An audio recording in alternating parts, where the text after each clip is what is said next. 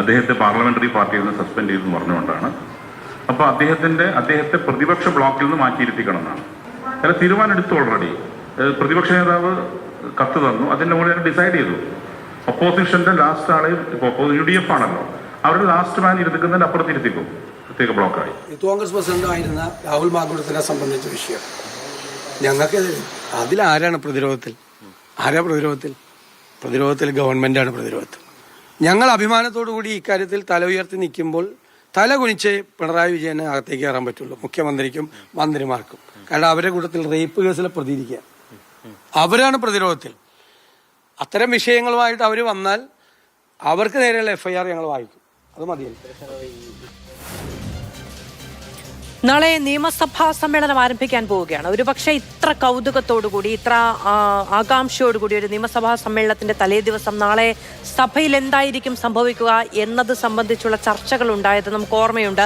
അത് ഈ ബാർക്കോഴ കേസുമൊക്കെയായി ബന്ധപ്പെട്ട് നിൽക്കുന്ന വലിയ ആശങ്കകൾക്കും അനിശ്ചിതത്വങ്ങൾക്കും ഇടയിലായിരുന്നു. അത് എന്താണ് നിയമസഭയിൽ സംഭവിച്ചത് എന്ന് നമുക്കറിയാം. പക്ഷേ താരതമ്യമില്ലെങ്കിൽ പോലും ആകാംക്ഷ അവിടെ ഉണ്ടായിരുന്നു എന്നുള്ളത് ശരിയാണ്.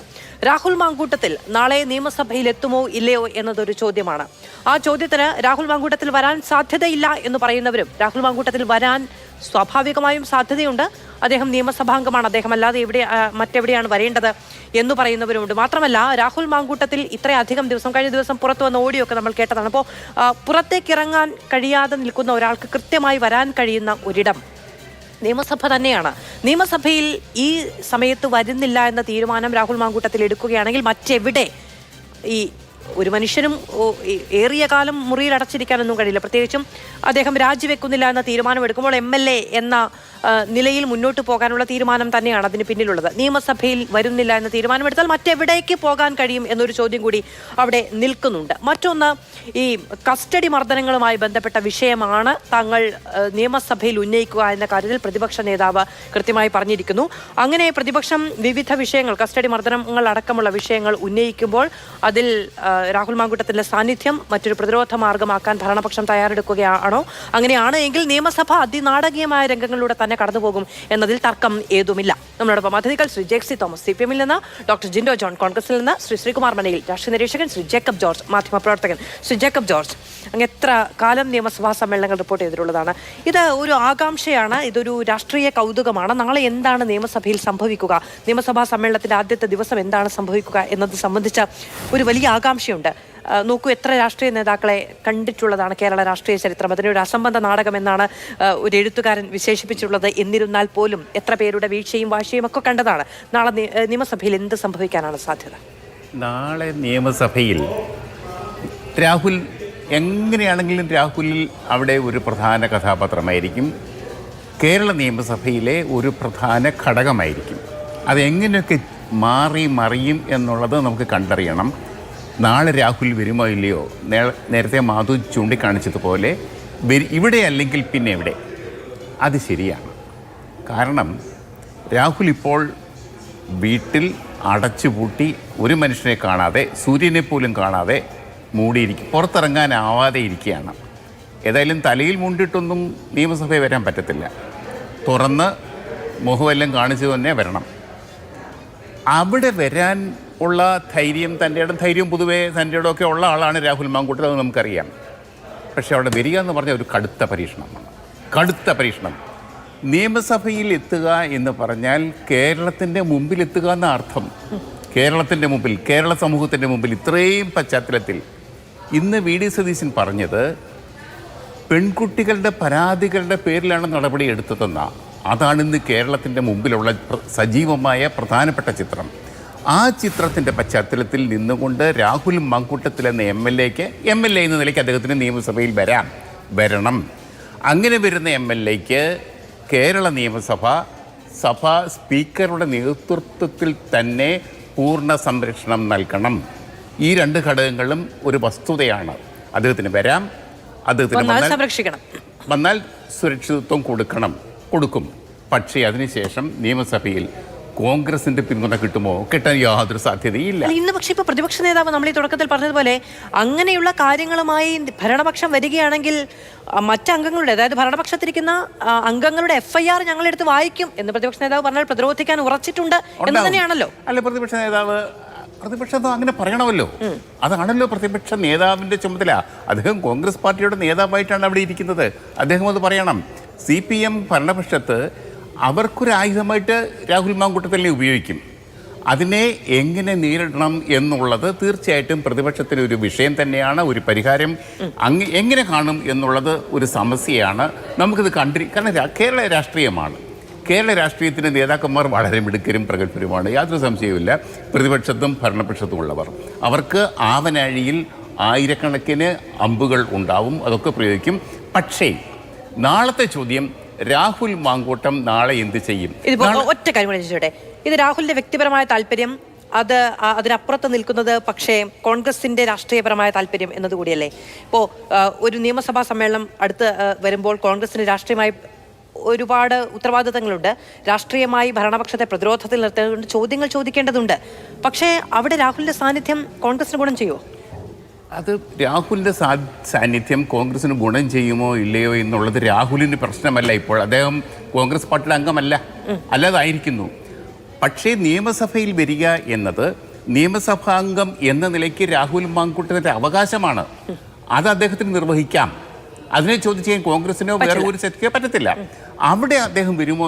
വന്നില്ലെങ്കിൽ തീർച്ചയായിട്ടും മാധു, രാഹുൽ നാളെ നിയമസഭയിൽ എത്തുന്നില്ല എങ്കിൽ തീർച്ചയായിട്ടും രാഹുൽ മാങ്കൂട്ടത്തിൻ്റെ ജീവിതത്തിൽ, രാഹുൽ മാങ്കൂട്ടത്തിൻ്റെ രാഷ്ട്രീയത്തിൽ ഒരു കടുത്ത പരാജയമായിരിക്കും. ഇനിയിപ്പോൾ നാളെ അല്ലെങ്കിൽ, മാധു ചോദിച്ചതുപോലെ നാളെ അല്ലെങ്കിൽ പിന്നെ എന്ന് കേരള സമൂഹത്തിന്റെ മുന്നിൽ അദ്ദേഹം ഹാജരാകും എന്നുള്ളത് പ്രധാന. മാത്രമല്ല നാളെ ഇപ്പൊ അനുസ്മരണം ഒക്കെ അർപ്പിച്ച സഭ പിരിയുകയായിരിക്കും. അങ്ങനെയാണെങ്കിൽ വലിയ പ്രതിഷേധങ്ങൾക്ക് സാധ്യതയില്ല. പക്ഷെ മുഖം കാണിച്ചു മടങ്ങാൻ സാധിക്കും. മുഖം കാണിച്ചു മടങ്ങാൻ സാധിക്കും. മറിച്ചൊരു ദിവസമാണ് എങ്കിൽ അങ്ങനെ ആയിരിക്കില്ല ആ അവസ്ഥ. ഇതൊക്കെ കൃത്യമായിട്ടും ബുദ്ധിയുള്ള ആരെങ്കിലും ഉപദേശിക്കുന്നുണ്ടെങ്കിൽ നാളെ വരും എന്നുള്ളതാണ് വിചാരിക്കേണ്ടിയിരിക്കുന്നത്. ശ്രീ ജേക്സി തോമസ്, ഇപ്പോ രാഹുൽ മാങ്കൂട്ടത്തിൽ വീട്ടിലടച്ചിരിക്കുകയാണ്. രാഹുൽ മാങ്കൂട്ടത്തിൽ അങ്ങനെ ഇരിക്കേണ്ട ആളാണ്. ഡിവൈഎഫിയുടെ പൊതിച്ചോറിന് എതിരെ പോലും സംസാരിച്ച ആളാണ്. പുറത്തിറങ്ങേണ്ടതിൽ, അങ്ങനെ പുറത്തിറങ്ങിയാൽ ഡിവൈഎഫ്ഐക്കാർ അവിടെ കാത്തിരിപ്പുണ്ട് തുടങ്ങിയ ഒരുപാട് വെല്ലുവിളികൾ കഴിഞ്ഞ കുറേ ദിവസങ്ങളിൽ സാമൂഹ്യ മാധ്യമങ്ങളിലൊക്കെ അടക്കം കേട്ടതാണ്. പക്ഷേ നിയമസഭാ സമ്മേളനത്തിൽ രാഹുൽ മാങ്കൂട്ടത്തിൽ എത്തും എന്ന് തന്നെയാണ് അദ്ദേഹത്തോട് അടുത്ത് നിൽക്കുന്ന പല വൃത്തങ്ങളും ഇപ്പോൾ സൂചിപ്പിക്കുന്നത്. അങ്ങനെയാണ് എങ്കിൽ എന്താണ് ഭരണപക്ഷത്തിന്റെ മനസ്സിൽ, എന്താണ് ഇടതുപക്ഷത്തിന്റെ മനസ്സിൽ?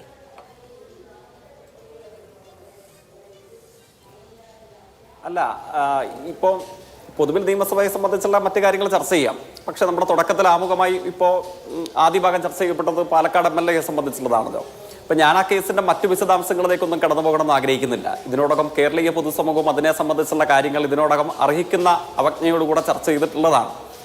ഞാനതുകൊണ്ട് വിശദാംശങ്ങളിലേക്ക് പോകില്ല. പക്ഷേ ഇപ്പോൾ അങ്ങയുടെ ചോദ്യത്തിന്റെ അവസാന ഭാഗം, എന്തായിരിക്കും ഇങ്ങനെയൊന്ന് സംഭവിച്ചാൽ പാലക്കാട് MLAയുടെ സാന്നിധ്യം കേരള നിയമസഭയിൽ, അതായത് കോൺഗ്രസിന് ഈ വിഴുപ്പ് ചുമക്കാൻ കഴിയില്ല എന്നുള്ളത് കൊണ്ട് കോൺഗ്രസും യൂത്ത് കോൺഗ്രസിന്റെ സംസ്ഥാന അധ്യക്ഷന്റെ പദവി സ്ഥാനത്ത് ഏത് ആഗോള മാന്യൻ വന്നിരുന്നാലും ഇദ്ദേഹത്തിന്റെ അത്ര വലിപ്പമുള്ള ആൾ വേണ്ട എന്ന് യൂത്ത് കോൺഗ്രസും ഒക്കെ തീരുമാനിച്ച സ്ഥിതിക്ക് അദ്ദേഹം നിയമസഭയിലെത്തിയാൽ ഇടതുപക്ഷം എന്ത് സമീപനം സ്വീകരിക്കുമെന്നുള്ളതാണ്. ഞാൻ ആവർത്തിച്ച് പറയട്ടെ, ഇത് ഇടതുപക്ഷ രാഷ്ട്രീയത്തെയോ CPM-ന്റെയോ മാത്രം സംബന്ധിക്കുന്ന ഒരു പ്രശ്നമല്ല. ഈ കാര്യത്തെ കുറച്ചുകൂടെ വിശാലമായ അർത്ഥത്തിൽ നമ്മൾ കാണേണ്ടതുണ്ടെന്നാണ് എനിക്ക് തോന്നുന്നത്. കാരണം നമ്മുടെ രാഷ്ട്രീയത്തിൽ പ്രവർത്തിക്കുന്ന ആളുകൾക്ക്, അല്ലെങ്കിൽ സാംസ്കാരിക രംഗത്ത് പ്രവർത്തിക്കുന്ന ആളുകൾക്ക്, അല്ലെങ്കിൽ മതപരമോ സാമുദായികമോ ഏതു മേഖലയും ആവട്ടെ, മനുഷ്യ സംബന്ധമായി ആളുകൾ ഒത്തുചേരുന്ന ഒരു കൂട്ടത്തെ നയിക്കുക, അവർക്കിടയിൽ പ്രവർത്തിക്കുക, അവർക്ക് നേതൃത്വം നൽകുക, ഇത്യാദി ആളുകളിൽ നിന്നും കേരളം പ്രതീക്ഷിക്കേണ്ടത് എന്താണ്? അതൊരു പ്രധാനപ്പെട്ട ചോദ്യമല്ലേ? ഇപ്പോൾ ആദരണീയനായ ജേക്കബ് ജോർജ് ചില കാര്യങ്ങൾ പറഞ്ഞു. ഞാൻ അതിനോട് വിയോജിക്കാതെ തന്നെ ചില കാര്യങ്ങൾ കൂടെ കൂട്ടിച്ചേർക്കാൻ ആഗ്രഹിക്കുകയാണ്. ഇപ്പൊ കേരള രാഷ്ട്രീയത്തിൽ പ്രഗത്ഭരായ നേതാക്കന്മാരുടെ ആയിരക്കണക്കിന് വരുന്ന പുതിയ തന്ത്രങ്ങളെക്കുറിച്ച് കണ്ടും കേട്ടു പറഞ്ഞിട്ടുള്ള കാര്യങ്ങളെക്കുറിച്ചൊക്കെ അദ്ദേഹം ഇവിടെ വിശദീകരിക്കാൻ ശ്രമിച്ചു. പക്ഷെ ഇവിടെ പ്രശ്നം എന്താണ്? ഞാൻ അദ്ദേഹത്തോട് കൗതുകത്തോടു കൂടെ രാഷ്ട്രീയ വിദ്യാർത്ഥി എന്ന നിലയിൽ ആരായിക കൂടെയാണ്. ഇത്രയും അനുഭവങ്ങളെ നേരിടേണ്ട വന്ന, ഇത്രയും അപജയകരമായ ആയിരക്കണക്കിന് അനുഭവങ്ങൾ ഒരാളിൽ ആരോപിക്കപ്പെടുന്ന ഏതെങ്കിലും ഒരു ചരിത്ര സന്ദർഭം 957 മുതൽ ഇപ്പോഴത്തെ 2026 78 വർഷക്കാലം പൂർത്തീകരിക്കപ്പെടുന്നു നമ്മുടെ രാജ്യത്തിന്. ഇപ്പൊ കേരളത്തിന്റെ പൊതുചരിത്രം എടുത്താൽ ഞാൻ മുമ്പ് സൂചിപ്പിച്ചതാണ് വർഷങ്ങളുടെ വ്യത്യാസം. ഈ രാഷ്ട്രീയ ചരിത്രത്തിൽ എവിടെയെങ്കിലും ഏതെങ്കിലും രാഷ്ട്രീയ പ്രസ്ഥാനത്തിൽ ഇതിനോട് സമീകരിക്കാൻ കഴിയുന്ന ഒരാൾ ഉണ്ടായിട്ടുണ്ടോ? അത് ഏതെങ്കിലും ഒരു പ്രത്യേക അപഭ്രംശത്തെ മാത്രം ചൂണ്ടിക്കാണിച്ചിട്ടല്ല ഞാൻ പറയാൻ ആഗ്രഹിക്കുന്നത്. പുറത്തു വന്നിട്ടുള്ള ലീക്ക് ചെയ്യപ്പെട്ട സ്റ്റാറ്റസുകളോ ചാറ്റുകളോ മെസ്സേജുകളോ ഫോൺ സംഭാഷണങ്ങളോ ഇതേവരെ ഇതിലെ പ്രതി നിഷേധിച്ചിട്ടില്ലാത്ത കാര്യങ്ങളോ കേസുകളോ മറ്റാളുകളുടെ പ്രതികരണങ്ങളോ മാത്രം കൂട്ടി ചെയ്തിട്ടല്ല ഞാനത് സൂചിപ്പിക്കാൻ ആഗ്രഹിക്കുന്നത്. രാഷ്ട്രീയത്തിൽ പ്രവർത്തിക്കുമ്പോൾ നമ്മൾ സ്വീകരിക്കേണ്ട ഒരു സമീപനം എന്താണ്? എത്രയോ പ്രഗത്ഭരായ നേതാക്കന്മാർ ജേക്കബ് ജോർജ് സൂചിപ്പിച്ചതുപോലെ നമ്മുടെ മണ്ണിൽ പ്രവർത്തിച്ചുയർന്നുദിച്ചു വന്നിട്ടുണ്ട്. കേരള മുഖ്യമന്ത്രിയുടെ മുഖത്ത് നോക്കിയിട്ട് അദ്ദേഹത്തെ എത്ര രാഷ്ട്രീയമായി എതിർപ്പും വിമർശനവും ഉന്നയിക്കുന്ന ആളുകളും അദ്ദേഹത്തെ വിജയ എന്ന് വിളിച്ച അപൂർവങ്ങളിൽ അത്യപൂർവം വരെ 1-2 പേരെയേ കണ്ടിട്ടുള്ളൂ. ആ സംസ്കാരത്തിന് തുടക്കമിട്ടയാൾ അങ്ങീ സൂചിപ്പിച്ച ഈ MLA അല്ലേ? CPIMന്റെ സ്റ്റേറ്റ് സെക്രട്ടറിയാണ് ആദരണീയരായ MV ഗോവിന്ദൻ മാഷ്. കേരളത്തിലെ ഏറ്റവും വലിയ ബഹുജന പ്രസ്ഥാനമാണ് എന്ന് CPIMനെ എത്ര കടുത്ത ശത്രുതയുള്ളവരും അംഗീകരിക്കുന്ന യാഥാർത്ഥ്യമാണ്. കേരളത്തിലെ ഏറ്റവും വലിയ ബഹുജന പ്രസ്ഥാനത്തിന്റെ സംസ്ഥാന സെക്രട്ടറി പ്രായം കൊണ്ടും ഔന്നിത്യം കൊണ്ടും ഒക്കെ ഏവരാലും ബഹുമാനിപ്പിക്കപ്പെടുന്ന ഒരാളുടെ മുഖത്ത് നോക്കിയിട്ട് ഗോവിന്ദ എന്ന് വിളിക്കുന്ന സംസ്കാരം തുടങ്ങി വെച്ചതാരാണ്? ഈ സ്കൂളാണ്. ആ സ്കൂളിൽ നിന്ന് പിറവിയെടുത്ത പ്രൊഡേറ്റർമാരാണ് ഈ സംഘം. അങ്ങനെ ഒരാൾ നിയമസഭയ്ക്ക് അലങ്കാരമായി നിയമസഭയിൽ വന്നിരിക്കേണ്ടതുണ്ടോ എന്ന് ഇടതുപക്ഷത്തെ CPIMനെ അലോസരപ്പെടുത്തുന്നതിനേക്കാൾ ഉപരിയായി കേരളത്തിലെ മനുഷ്യരുടെ ആകെ പ്രശ്നമാണ്. അത് തങ്ങളുടെ ടിക്കറ്റിൽ MLA ആയി ജയിച്ചു വന്ന ഇത്തരമൊരു പ്രൊഡേറ്റർ നിയമസഭയിൽ തങ്ങളുടെ ബ്ലോക്കിനോട് ചേർന്നിരിക്കേണ്ടതുണ്ടോ ഇല്ലയോ എന്ന് തീരുമാനിക്കേണ്ടത് കേരളത്തിൽ അദ്ദേഹത്തിന്റെ പ്രസ്ഥാനമാണ്, കോൺഗ്രസ് ആണ്. ഇന്ന് നിർബന്ധമായും ആങ്കർ വായിച്ചിരിക്കാൻ സാധ്യതയുണ്ടല്ലോ കേരളത്തിലെ കോൺഗ്രസിന്റെ മുഖപത്രം. എന്തേ കേരളീയ മാധ്യമങ്ങളിൽ അതൊന്നും വലിയ വാർത്താ തലക്കെട്ടുകൾ സൃഷ്ടിക്കാൻ കഴിയാതെ പോയി? ആ മുഖപത്രത്തിന്റെ മുഖപ്രസംഗത്തോട് ചേർന്ന് അച്ചടിച്ച് പ്രസിദ്ധീകരിക്കപ്പെട്ട എഡിറ്റോറിയൽ പേജിലെ ലേഖനം, ആ ലേഖനം ആങ്കർക്ക് വായിക്കാൻ കൊള്ളാമോ? ആ ലേഖനം പ്രസിദ്ധീകരിച്ചത് ആരാണ്? കോൺഗ്രസിനോട് ആഭിമുഖ്യം പുലർത്തുന്ന ഏതെങ്കിലും തുക്കടാ മാധ്യമങ്ങളല്ല, കോട്ടയത്ത് നിന്ന് പ്രസിദ്ധീകരിക്കപ്പെടുന്ന ഏതെങ്കിലും മറ്റു മാധ്യമങ്ങളല്ല. കോൺഗ്രസിന്റെ ഔദ്യോഗിക മുഖപത്രമായി ഇന്നും പ്രസിദ്ധീകരിക്കപ്പെട്ട പത്രത്തിലെ വാചകങ്ങൾ ഏതൊക്കെ നിലയിലാണ് വിക്ടിമൈസ്ഡ് ആയിട്ടുള്ള പെൺകുട്ടികളെ ആ മാധ്യമം ചിത്രീകരിക്കാൻ ശ്രമിച്ചത്? നമ്മളുടെ നാട്ടിൽ ഞാൻ ഇപ്പോഴും ഓർമ്മിക്കുന്നത് ഈ കോളേജ് വിദ്യാർത്ഥി ജീവിത കാലങ്ങളിലൊക്കെ കുട്ടികൾ അങ്ങോട്ടും ഇങ്ങോട്ടും പറയാറുള്ള മഞ്ഞ പ്രസിദ്ധീകരണങ്ങളുടെ പേരുകളുണ്ട്. അത്തരത്തിലുള്ള പ്രസിദ്ധീകരണങ്ങളിൽ പോലും കേൾക്കാനോ വായിക്കാനോ കഴിഞ്ഞിട്ടില്ലാത്തത്ര മലീമസമായ അധമമായ വാചകങ്ങൾ ഉപയോഗിച്ചുകൊണ്ട് തങ്ങളിൽപ്പെട്ട ഒരാൾ, താൽക്കാലികമായി തങ്ങൾക്ക് മാറ്റി നിർത്തേണ്ട വന്ന ഒരാൾ, അയാൾ വെളിവാക്കപ്പെട്ടു, അയാളുടെ യഥാർത്ഥ മുഖം അനാവരണം ചെയ്യപ്പെട്ടു എന്ന ഒറ്റ കാരണത്താൽ ഇതിൽ വിക്ടിമൈസ്ഡ് ആയിട്ടുള്ള പെൺകുട്ടികളെ ആകെ അപമാനിക്കുമല്ലേ ഒരു പാർട്ടിയുടെ ഔദ്യോഗിക പത്രത്തിന്റെ പേരിൽ? എന്തേ കേരളീയ മാധ്യമങ്ങൾക്ക് ആ പത്രത്തോടും ആ പത്രത്തിൽ ആ ലേഖനം എഴുതിയ അതിന് അവസരം കൊടുത്ത കേരളത്തിലെ കോൺഗ്രസിന്റെ പ്രതിപക്ഷ നേതൃത്വരെ അലങ്കരിക്കുന്നവരോടും ചോദ്യം ചോദിക്കാൻ കഴിയാതെ പോകുന്നു? അപ്പോൾ ഞാൻ ആവർത്തിക്കുന്നു, അങ്ങയുടെ ചോദ്യത്തിന് മറുപടിയാണ്, രാഷ്ട്രീയത്തെ അപജയകരമായി കൊണ്ടുപോകാൻ ശ്രമിച്ച കേരളത്തിന്റെ പൊതുസമൂഹ മര്യാദകളെ ആകെ തകർക്കാൻ ശ്രമിച്ചിട്ടുള്ള ഇത്തരം ആളുകൾ അനിവാര്യമായ ദുരന്തത്തിലേക്ക് എത്തിച്ചേർന്നിരിക്കുന്നു. അല്പം വൈകിയെങ്കിലും കേരളത്തിൽ മറ്റു പല പ്രമുഖ മാധ്യമങ്ങളുടെയും ഇഷ്ടതാരകങ്ങളായിട്ട് കൂടെയും അതൊന്നുമല്ല. അതിനപ്പുറം ജനങ്ങൾക്കിടയിൽ പ്രവർത്തിച്ചു വരേണ്ട ഇത്തരം ആളുകൾ അവരുടെ യഥാർത്ഥ മുഖം എന്ത് എന്ന് ഇപ്പോൾ അനാവരണം ചെയ്യപ്പെട്ടിരിക്കുന്നു. അത്തരം ആളുകൾ തങ്ങളുടെ നിയമസഭാ ടിക്കറ്റിൽ ജയിച്ചു വന്ന അത്തരം ആളുകൾ തങ്ങളുടെ ബ്ലോക്കിന്റെ അരികിലെങ്കിലും വന്നിരിക്കേണ്ടതുണ്ടോ എന്ന് തീരുമാനിക്കേണ്ടത് കേരളത്തിലെ കോൺഗ്രസ് ആണ്. അന്തസ്സുള്ള കേരളത്തിലെ കോൺഗ്രസുകാർ ഇതിനോടകം 1000 തവണ ഇദ്ദേഹത്തെ സംബന്ധിച്ച് അഭിപ്രായം പറഞ്ഞിട്ടുണ്ട്. കേരളത്തിന്റെ തെരഞ്ഞെടുക്കപ്പെട്ട കോൺഗ്രസിലെ മുൻ പ്രതിപക്ഷ നേതാവുണ്ട്, AICCയുടെ നേതാക്കന്മാരുണ്ട്, മറ്റു സമുന്നത രാഷ്ട്രീയ പദവി അലങ്കരിക്കുന്ന മറ്റ് ആദരണീയരായ അനേകം അന്തസ്സുള്ള കോൺഗ്രസ് നേതാക്കന്മാരുണ്ട്. അവർ ഒഴികെ അപൂർവം ചില ആളുകൾ മാത്രമാണ് ഇദ്ദേഹത്തെ ഇപ്പോഴും ഒരു അലങ്കാരമായി, ഞങ്ങളുടെ കോൺഗ്രസിന് ഇതിൽ പരം ഒരു സ്വത്ത് ലഭിക്കാനില്ല, ഇതിൽ പരം ഒരു അഭിമാനധാരം ഉണ്ടാകാനില്ല എന്ന നിലയിൽ ഇദ്ദേഹത്തെ കൊണ്ടു നടക്കുന്നത്. അത് തീരുമാനിക്കേണ്ടത് കോൺഗ്രസ് ആണ്. തങ്ങളുടെ അഭിമാനമായി ഈ സംഭാവന ചെയ്ത നേതാവ് തങ്ങളുടെ അഭിമാനമായി സാന്നിധ്യമായി നിയമസഭയിൽ ഉണ്ടാകണോ വേണ്ടതുണ്ടോ എന്ന് തീരുമാനിക്കേണ്ടത് അവരാണ്. അവർ തീരുമാനിക്കും. ഞാൻ വരാം. ശ്രീകുമാർ വനേൽ, ഇപ്പോ ഇതിൽ പക്ഷേ കോൺഗ്രസ് നേതാക്കന്മാരെടുക്കുന്ന നിലപാടുകളിൽ വലിയ വൈരുദ്ധ്യങ്ങളുണ്ട്. ഇപ്പോൾ കോൺഗ്രസിന്റെ പ്രാഥമിക അംഗത്വത്തിൽ നിന്ന് സസ്പെൻഡ് ചെയ്ത് മാറ്റി നിർത്തുന്നു. അദ്ദേഹം നിയമസഭയിൽ വരേണ്ടതുണ്ടോ എന്ന് അദ്ദേഹത്തിന്റെ തീരുമാനമാണ് എന്ന് ലഘൂകരിച്ച് കാണുന്നു, അല്ലെങ്കിൽ അതിൽ നിന്ന് രക്ഷപ്പെട്ട് മാറി നിൽക്കുന്നു. അങ്ങനെ അദ്ദേഹത്തിന് മാത്രം അഭിപ്രായത്തിന് വിട്ടുകൊണ്ട്. പക്ഷെ അതേ ആളുകൾ പറയുന്നു MLA സ്ഥാനം രാജിവെക്കണം എന്നിനി ആരെങ്കിലും ആവശ്യപ്പെട്ടാൽ അത് നീതിയുക്തമല്ല. KPCC അധ്യക്ഷൻ പറഞ്ഞതാണ്.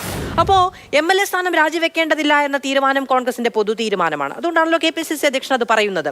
അപ്പോൾ MLA സ്ഥാനം രാജിവെക്കേണ്ട എന്ന് സ്വന്തം പാർട്ടി പറഞ്ഞ ഒരാൾക്ക് MLA ആയി നിയമസഭയിൽ വരാം, അത് അദ്ദേഹം ചെയ്യും. അപ്പോൾ ഈ 2 കാര്യങ്ങളിൽ തന്നെ ഒരു ഘടകവിരുദ്ധതയുണ്ട്. ഇപ്പോൾ VD സതീശൻ പറയുന്നു, ഞങ്ങളുടെ ഇടത്ത് നിന്ന് മാറ്റി നിർത്തുകയാണ്, പക്ഷെ CPM കൂടെ ഇരുത്തുകയാണ്. എന്നിട്ട് VD സതീശൻ തന്നെ പറയുകയാണ്, ഇനി ഈ കാര്യം പറഞ്ഞിട്ടാണ് ഭരണപക്ഷം വരുന്നത് എങ്കിൽ ഞങ്ങൾ ആ FIR, അതായത് അപ്പുറത്തിരിക്കുന്നവരുടെ പേരിലുള്ള FIR എടുത്ത് വായിക്കും. അപ്പോൾ പ്രതിരോധിക്കാൻ തീരുമാനിക്കുന്നുണ്ട്. ഒന്നുകിൽ തള്ളണം അല്ലെങ്കിൽ കൊള്ളണം, ഇതിൽ ഏതെങ്കിലും ഒന്ന് ചെയ്യണ്ടേ ശ്രീകുമാർ വനയിൽ? അല്ല മാധു, ഇതിനകത്ത് വിഷയം എന്താണെന്ന് വെച്ചാൽ കോൺഗ്രസിനെ എടുക്കാവുന്ന ഇപ്പോൾ നിലവിലെ രാഷ്ട്രീയ സാഹചര്യത്തിൽ കോൺഗ്രസിനെ എടുക്കാവുന്ന പരമാവധി നടപടികൾ ഇക്കാര്യത്തിൽ അവർ എടുത്തിട്ടുണ്ട്. അതുകൊണ്ടാണ് പ്രാഥമിക അംഗത്വത്തിൽ നിന്നും അദ്ദേഹത്തെ സസ്പെൻഡ് ചെയ്തത്. സസ്പെൻഡ് ചെയ്ത് കഴിഞ്ഞാൽ പിന്നെ അദ്ദേഹം നേരത്തെ പറഞ്ഞ പോലെ UDFൻ്റെയോ കോൺഗ്രസിൻ്റെയോ പാർലമെൻ്ററി പാർട്ടിയുടെ ഭാഗമല്ലാത്തത് കൊണ്ട് രാഹുൽ മാങ്കൂട്ടത്തിൽ സഭയിൽ വരുന്നതും വരാതിരിക്കുന്നതും പ്രാഥമികമായി കോൺഗ്രസിൻ്റെ ഹെഡേക്കല്ല. അദ്ദേഹം ഒരു ജനപ്രതി എന്നുള്ള നിലയിൽ സ്വതന്ത്രാംഗം എന്നുള്ളതിൽ അദ്ദേഹത്തിന് സഭയിൽ വരികയോ വരാതിരിക്കുകയോ ചെയ്യാം. അത് അദ്ദേഹത്തിന് വിട്ടുകൊടുക്കുക എന്നുള്ളതാണ് ജനാധിപത്യ മര്യാദ. ഇതിനകത്ത് എന്തെങ്കിലും കോൺട്രഡിക്ഷൻ്റെ പ്രശ്നമേ ഇല്ലയെന്ന് എനിക്ക് തോന്നുന്നു. കാരണം വെച്ചാൽ വളരെ കൃത്യമായിട്ടൊരു നിലപാട് പ്രതിപക്ഷ നേതാവും അല്ലെങ്കിൽ പ്രതിപക്ഷവും പ്രഖ്യാപിച്ചു. കാരണം രാഹുൽ മാങ്കൂട്ടത്തിനെ സസ്പെൻഡ് ചെയ്തു, അതിന് ഈ സ്പീക്കർക്ക് കത്ത് കൊടുത്തു, അദ്ദേഹം ഞങ്ങളുടെ പാർലമെന്ററി പാർട്ടിയുടെ ഭാഗമല്ല. അതുകൊണ്ട് പിന്നെ ബാക്കി തീരുമാനിക്കേണ്ടത് ടെക്നിക്കലായിട്ടും ലീഗലായിട്ടും ധാർമ്മികപരമായിട്ടും ആ അക്യൂസ്ഡായ വ്യക്തി തന്നെയാണ്, രാഹുൽ മാങ്കൂട്ടത്തിൽ തന്നെയാണ്. അദ്ദേഹത്തിന് വേണമെങ്കിൽ പങ്കെടുത്താൽ ഒരു പക്ഷേ നിയമസഭാ സ്പീക്കർക്ക് അദ്ദേഹത്തിന് സംരക്ഷണം കൊടുക്കേണ്ടി വരും. അദ്ദേഹത്തിനെതിരെ ഭീഷണിയോ എന്തെങ്കിലും പ്രശ്നങ്ങൾ ഉണ്ടാവുകയാണെങ്കിൽ തീർച്ചയായിട്ടും അദ്ദേഹത്തിന് സംരക്ഷണം കൊടുക്കേണ്ടി വരും. ഇരു കൂട്ടർക്കും തട്ടുകേടില്ലാത്ത തരത്തിൽ അത് എക്സിക്യൂട്ട് ചെയ്യുന്നത് കോൺഗ്രസ് തന്നെയല്ലേ എന്നുകൊണ്ടാണ് ഞാൻ ചോദിച്ചത്. രാജിവെക്കേണ്ട എന്ന് കോൺഗ്രസ് തീരുമാനിക്കുന്ന ഇടത്താണ് ഒരു MLA-ക്ക് അല്ല അത് തീരുമാനിക്കാൻ കഴിയുന്നത്. രാജിവെക്കേണ്ടതില്ല എന്ന് കോൺഗ്രസ് തീരുമാനിച്ചു എന്നാണ് KPCC അധ്യക്ഷൻ പറഞ്ഞത്. അപ്പോൾ രാജിവെക്കേണ്ട എന്ന് സ്വന്തം പാർട്ടി തീരുമാനിച്ച ഒരു MLA-ക്ക് വരാം. ഇനി അങ്ങനെ കത്ത് കൊടുത്ത് ഞങ്ങളുടെ ഭാഗമല്ല എന്ന് പറഞ്ഞ് മാറ്റി നിർത്തുമ്പോൾ ഭരണപക്ഷം ആക്രമിച്ചാലോ ഭരണപക്ഷം അപഹസിച്ചാലോ കോൺഗ്രസിന് എന്താ ഛേദം? കോൺഗ്രസ് പക്ഷേ FIR-ഉം കൊണ്ടാണ് വരുന്നത്. അങ്ങനെ ഉണ്ടായാൽ വായിക്കാനുള്ള FIR-ഉം തയ്യാറാക്കിയാണ് വരുന്നത് എന്ന് ഇന്ന് പ്രതിപക്ഷ നേതാവ് പറയുന്നു. അല്ല അത് മാധു, അതെ, നമ്മളൊരു നിയമസഭയിലും നിയമസഭയ്ക്ക് പുറത്തുമൊക്കെ രാഷ്ട്രീയ തന്ത്രങ്ങൾ രൂപീകരിക്കുമ്പോൾ ഏകമുഖമായിട്ട് അല്ലെങ്കിൽ ഒരു യൂണിലാറ്ററായിട്ടുള്ള തന്ത്രങ്ങളല്ല നമ്മൾ രൂപീകരിക്കുന്നത്. ഈ രാഹുൽ മാങ്കൂട്ടത്തിൽ സഭയിൽ വന്നാൽ രാഹുൽ മാങ്കൂട്ടത്തിനെതിരെ CPM-ഉം ഇടതുപക്ഷവും നീക്കം നടത്തിയാൽ കൂടുതൽ അപഹാസ്യരാകുന്നത് നിങ്ങളായിരിക്കും എന്നുള്ള മുന്നറിയിപ്പാണ് നൽകിയത്. അതാണല്ലോ രാഷ്ട്രീയം എന്ന് പറയുന്നത്. രാഹുൽ മാങ്കൂട്ടത്തിലെ വിഷയം എടുത്ത് നിങ്ങൾ നിയമസഭ പക്ഷത്തുമാക്കാൻ ശ്രമിച്ചാൽ കൂടുതൽ പരിക്കേൽക്കുന്നത് നിങ്ങൾക്കായിരിക്കും എന്നുള്ള സൂചനയാണ് അവിടെ നൽകിയത് പ്രതിപക്ഷം. അതാണ് രാഷ്ട്രീയം എന്ന് പറയുന്നത്. അങ്ങനെയാണ് രാഷ്ട്രീയം കൈകാര്യം ചെയ്യേണ്ടത്. പിന്നെ ഈ അദ്ദേഹം രാജിവെക്കേണ്ട എന്നുള്ള തീരുമാനം എടുത്തു. അടിസ്ഥാനപരമായിട്ട് രാജിവെക്കേണ്ട എന്നുള്ള തീരുമാനം കോൺഗ്രസ് എടുത്തിട്ടുണ്ടെങ്കിൽ അവിടെ ഒന്നാമത്തെ കാര്യം നമ്മൾ ഈ പറയുന്ന ഒരു ഡിസംബർ മാസത്തിൽ ഒരു ഉപതെരഞ്ഞെടുപ്പ് വന്നാൽ, കാരണം BJP-യുടെ കയ്യിലാണ് ഈ തെരഞ്ഞെടുപ്പ് സംവിധാനം മുഴുവയിരിക്കുന്നത്. വേണമെങ്കിൽ ബീഹാർ തെരഞ്ഞെടുപ്പിന്റെ ഒപ്പമൊക്കെ ആ പാലക്കാട് ഒരു ഉപതെരഞ്ഞെടുപ്പ് പ്രഖ്യാപിച്ചാൽ കോൺഗ്രസ് അവിടെ പ്രതികൂട്ടിലാവും, അല്ലെങ്കിൽ കോൺഗ്രസ് അവിടെ പ്രതിരോധത്തിലാവും. അപ്പോൾ ഈ ഇമ്മീഡിയറ്റ് ആയിട്ട് വരുന്ന നിയമസഭാ തെരഞ്ഞെടുപ്പിന് മുമ്പ് പാർട്ടിയും മുന്നണിയും പ്രതിരോധത്തിലാകുന്ന ഒരു വസ്തുതയിലേക്ക് അല്ലെങ്കിൽ അങ്ങനെ ഒരു പ്രതിഭാസത്തിലേക്കോ സംഭവവികാസത്തിലേക്കോ നീങ്ങണ്ട എന്ന് കോൺഗ്രസ് നേതൃത്വം തീരുമാനിച്ച് അവരെ കുറ്റം പറയാൻ പറ്റില്ല. കാരണം അവരുടെ മുന്നണിയുടെ കെട്ടുറപ്പും സാധ്യതകളും രാഷ്ട്രീയ സാധ്യതകളും അവരുടെ വിഷയമാണല്ലോ. അതുകൊണ്ട് ഒരു തന്ത്രം എന്നുള്ള നിലയിൽ രാഹുൽ മാങ്കൂട്ടത്തിൽ രാജിവെക്കേണ്ടെന്ന് തന്നെ നിലപാടെടുത്തു വന്നിരിക്കട്ടെ. അതിൽ അവർ തെറ്റ് പറയാനൊന്നുമില്ല കാര്യത്തിൽ. കാരണം അങ്ങനെ ഒരു നിലപാടെടുത്താൽ മാത്രമേ ആ നിമിഷം ഇപ്പോഴുള്ള പ്രസന്റ് ആയിട്ടുള്ള ഈ ഒരു ക്രൈസിസ് സർവൈവ് ചെയ്യാൻ പറ്റുള്ളൂ. അത് ഒരു മികച്ച തീരുമാനം തന്നെയാണെന്നുള്ള എൻ്റെ പക്ഷം. പക്ഷെ അപ്പോഴും ഈ പറയുന്ന പോലെ രാഹുൽ മാങ്കൂട്ടത്തിൽ ഒരു സ്വതന്ത്ര അംഗം എന്നുള്ള നിലയിൽ സഭയിൽ എത്തുന്നതിനെ തടയുക എന്ന് പറയുന്നത് ആരെങ്കിലും തടയുമെന്ന് പറഞ്ഞിട്ടുണ്ടെങ്കിൽ അത് വളരെ ജനാധിപത്യ വിരുദ്ധമായിട്ട് എനിക്ക് തോന്നുന്നു. കാരണം വെച്ചാൽ കാരണം ഒരു MLA-ക്ക് സഭയിൽ വരാനുള്ള അവകാശം പക്ഷെ നിയമസഭയിൽ സ്വാഭാവികമായും എല്ലാ അംഗങ്ങളും തന്നെ സംസാരിക്കുന്നതിനിടയിൽ വേണമെങ്കിൽ ഇത്തരം പരാമർശങ്ങൾ ഉണ്ടാകാം. അത്തരം പരാമർശങ്ങൾ ഉണ്ടായിട്ടുണ്ടെങ്കിൽ പ്രതിരോധിക്കും എന്നുകൂടി കോൺഗ്രസ് ചോദിച്ചുകൊണ്ട് ഞാനത് ചോദിച്ചു എന്നേ ഉള്ളൂ. ഡോക്ടർ ജിൻഡോ ജോൺ, അങ്ങേക്ക് കേൾക്കാമോ? ഡോക്ടർ ജിൻഡോ ജോൺ, പ്രതിപക്ഷ നേതാവ് ഇപ്പൊ കഴിഞ്ഞ ദിവസങ്ങളിലെല്ലാം കേരളത്തിൽ ഏറ്റവും അധികം ചർച്ച ചെയ്യപ്പെട്ട ഒരു വിഷയം കേരളത്തിലെ ലോക്കപ്പ് മർദ്ദനങ്ങളുമായി ബന്ധപ്പെട്ട് ഏതാണ്ട് 1/4 നൂറ്റാണ്ട് മുമ്പ് മുതൽ ഇങ്ങോട്ടുള്ള ഒരുപാട് ആരോപണങ്ങൾ മനുഷ്യർ ഒരിക്കലും അടങ്ങാത്ത വേദനയോടുകൂടി വിളിച്ചു പറയുന്ന സാഹചര്യം ഉണ്ടായിരുന്നു. അപ്പോൾ പ്രതിപക്ഷ നേതാവ് പറയാണ് ഞങ്ങൾ ഈ വിഷയം ഉന്നയിക്കും എന്ന്. ഒരു പ്രതിപക്ഷത്തിന് ഒരു നിയമസഭാ സമ്മേളനത്തിലേക്ക് വരുന്ന സമയത്ത് ഇന്ന് ഉന്നയിക്കാൻ കഴിയുന്ന ഏറ്റവും പ്രധാനപ്പെട്ട വിഷയം അതുതന്നെയാണ് ഡോക്ടർ ജിൻഡോ ജോൺ. പക്ഷേ അങ്ങനെ അത്തരം ആരോപണങ്ങൾ കോൺഗ്രസ് മുന്നോട്ട് വെക്കാൻ ശ്രമിക്കുമ്പോൾ ആ ആരോപണങ്ങൾ ഉന്നയിക്കുന്ന മുന്നണിക്ക് അതിന്റെ മുനയൊടിക്കാൻ പാകത്തിൽ ഒരു രാഷ്ട്രീയ ആയുധം അപ്പുറത്തേക്ക് വെച്ചു കൊടുക്കേണ്ടി വരുന്ന ഗതികേട് കൂടി ഈ നിയമസഭാ സമ്മേളനത്തിൽ നേരിടേണ്ടി വരുമോ? ഒരു തരത്തിലും ഇല്ല മാധു ശരിയായി പറഞ്ഞതുപോലെ ഈ നിയമസഭാ സമ്മേളനത്തിൽ ഏറ്റവും ചൂടേറിയ ചർച്ച നടക്കാൻ പോകുന്നത് കേരളത്തിലെ ലോക്കപ്പ് മർദ്ദനങ്ങളുടെ പുറത്തു വന്നിരിക്കുന്ന ദൃശ്യങ്ങളും വെളിവാക്കപ്പെട്ടിട്ടുള്ള കുറേ പരാതികളുമാണ്. പരാതിക്കാരുണ്ട്, ദൃശ്യങ്ങളുണ്ട്, നമ്മളുടെ മുമ്പിൽ കാര്യങ്ങളൊക്കെ വെളിവാക്കപ്പെട്ടതാണ്. അപ്പോൾ അത് പ്രധാനപ്പെട്ട ഒരു ചർച്ചാ വിഷയമാണ്. അത് മാത്രമല്ല, കേരളത്തിലെ സാമ്പത്തിക രംഗവുമായി ബന്ധപ്പെട്ട് അല്ലെങ്കിൽ വനം വന്യജീവി പ്രശ്നവുമായി ബന്ധപ്പെട്ട് പെൻഷനും റേഷനുമായി ബന്ധപ്പെട്ട വിഷയം, വിലക്കയറ്റത്തെ സംബന്ധിച്ചുള്ള വിഷയം, ആശാ വർക്കർമാരുടെ സമരം, അങ്ങനെ സമസ്ത മേഖലയിലെയും പ്രശ്നങ്ങൾ അഡ്രസ്സ് ചെയ്തുകൊണ്ടുള്ള ഒരു നിയമസഭാ സമ്മേളനമായിരിക്കും പ്രതിപക്ഷം ഈ അവസരത്തെ ഉപയോഗിക്കാൻ പോകുന്നത്. ഇനി അതിനപ്പുറത്ത് ഇപ്പം നിങ്ങൾ ഈ ചർച്ചയുടെ ഭാഗമായിട്ട് എനിക്ക് മുമ്പേ സംസാരിച്ച ആളുകളെല്ലാം, മാധു ഉൾപ്പെടെ സംസാരിച്ചത് രാഹുൽ മാങ്കൂട്ടത്തിലെ വിഷയം പറഞ്ഞു. ഞാൻ അതിനെക്കുറിച്ച് മറുപടി പറയാൻ തയ്യാറാണ്. കാരണം രാഹുൽ മാങ്കൂട്ടത്തിലുമായി ബന്ധപ്പെട്ട വിവാദം, ആരോപണങ്ങളൊക്കെ ഉയർന്നു വന്ന സാഹചര്യം മുതൽ ഞങ്ങൾ ഒരു ഘട്ടത്തിലും അത്തരം ചർച്ചകളിൽ നിന്ന് മാറി നിന്നിട്ടുള്ള ആളുകളല്ല. നിങ്ങൾക്കും അറിയാം, ഞങ്ങൾ ഒരു മാധ്യമങ്ങളുടെയും ചർച്ചകൾക്ക് വരാതിരിക്കുകയോ മാറി നിൽക്കുകയോ ഒളിച്ചു നടക്കുകയോ ചെയ്തിട്ടില്ല. പ്രതിപക്ഷ നേതാവ് അടക്കം കൃത്യമായിട്ട് അക്കാര്യത്തിൽ പാർട്ടിയുടെയും പ്രതിപക്ഷത്തിൻ്റെയും നിലപാട് കൃത്യമായിട്ട് പറഞ്ഞിട്ടുമുണ്ട്. അപ്പോൾ തന്നെ ഈ ലോക്കപ്പ് മർദ്ദനങ്ങളുമായി ബന്ധപ്പെട്ട വിഷയങ്ങൾ വന്നിട്ട് ഒരാഴ്ച കഴിഞ്ഞിട്ടും ദൃശ്യങ്ങളടക്കം പുറത്തു വന്നിട്ട് ഈ നരാധമന്മാരായിട്ടുള്ള പോലീസ് ഉദ്യോഗസ്ഥരെ കുറിച്ചുള്ള ചോദ്യങ്ങൾക്ക് മുമ്പിൽ ഒരിക്കൽ പോലും കമാന്നൊരക്ഷരം മിണ്ടാനായിട്ട് ധൈര്യമില്ലാത്ത മുഖ്യമന്ത്രിയെയാണ് നിരന്തരം ഏത് വിഷയത്തെക്കുറിച്ചിട്ടും മറുപടി പറയുന്ന പ്രതിപക്ഷ നേതാവ് വി ഡി സതീശൻ അഡ്രസ് ചെയ്യാൻ പോകുന്നത്. ആരാ ഡിഫൻസിൽ പോകുന്നതെന്ന് നിയമസഭാ സമ്മേളനം നടക്കട്ടെ. ഇനി അതിനപ്പുറത്ത് രാഹുൽ മാങ്കൂട്ടത്തിലെ വരാൻ അർഹതയില്ല എന്ന് LDF പറയുമ്പോൾ വരാനുള്ള അർഹത തീരുമാനിക്കുന്നത് മുകേഷും അതുപോലെയുള്ള ആളുകളാണോ?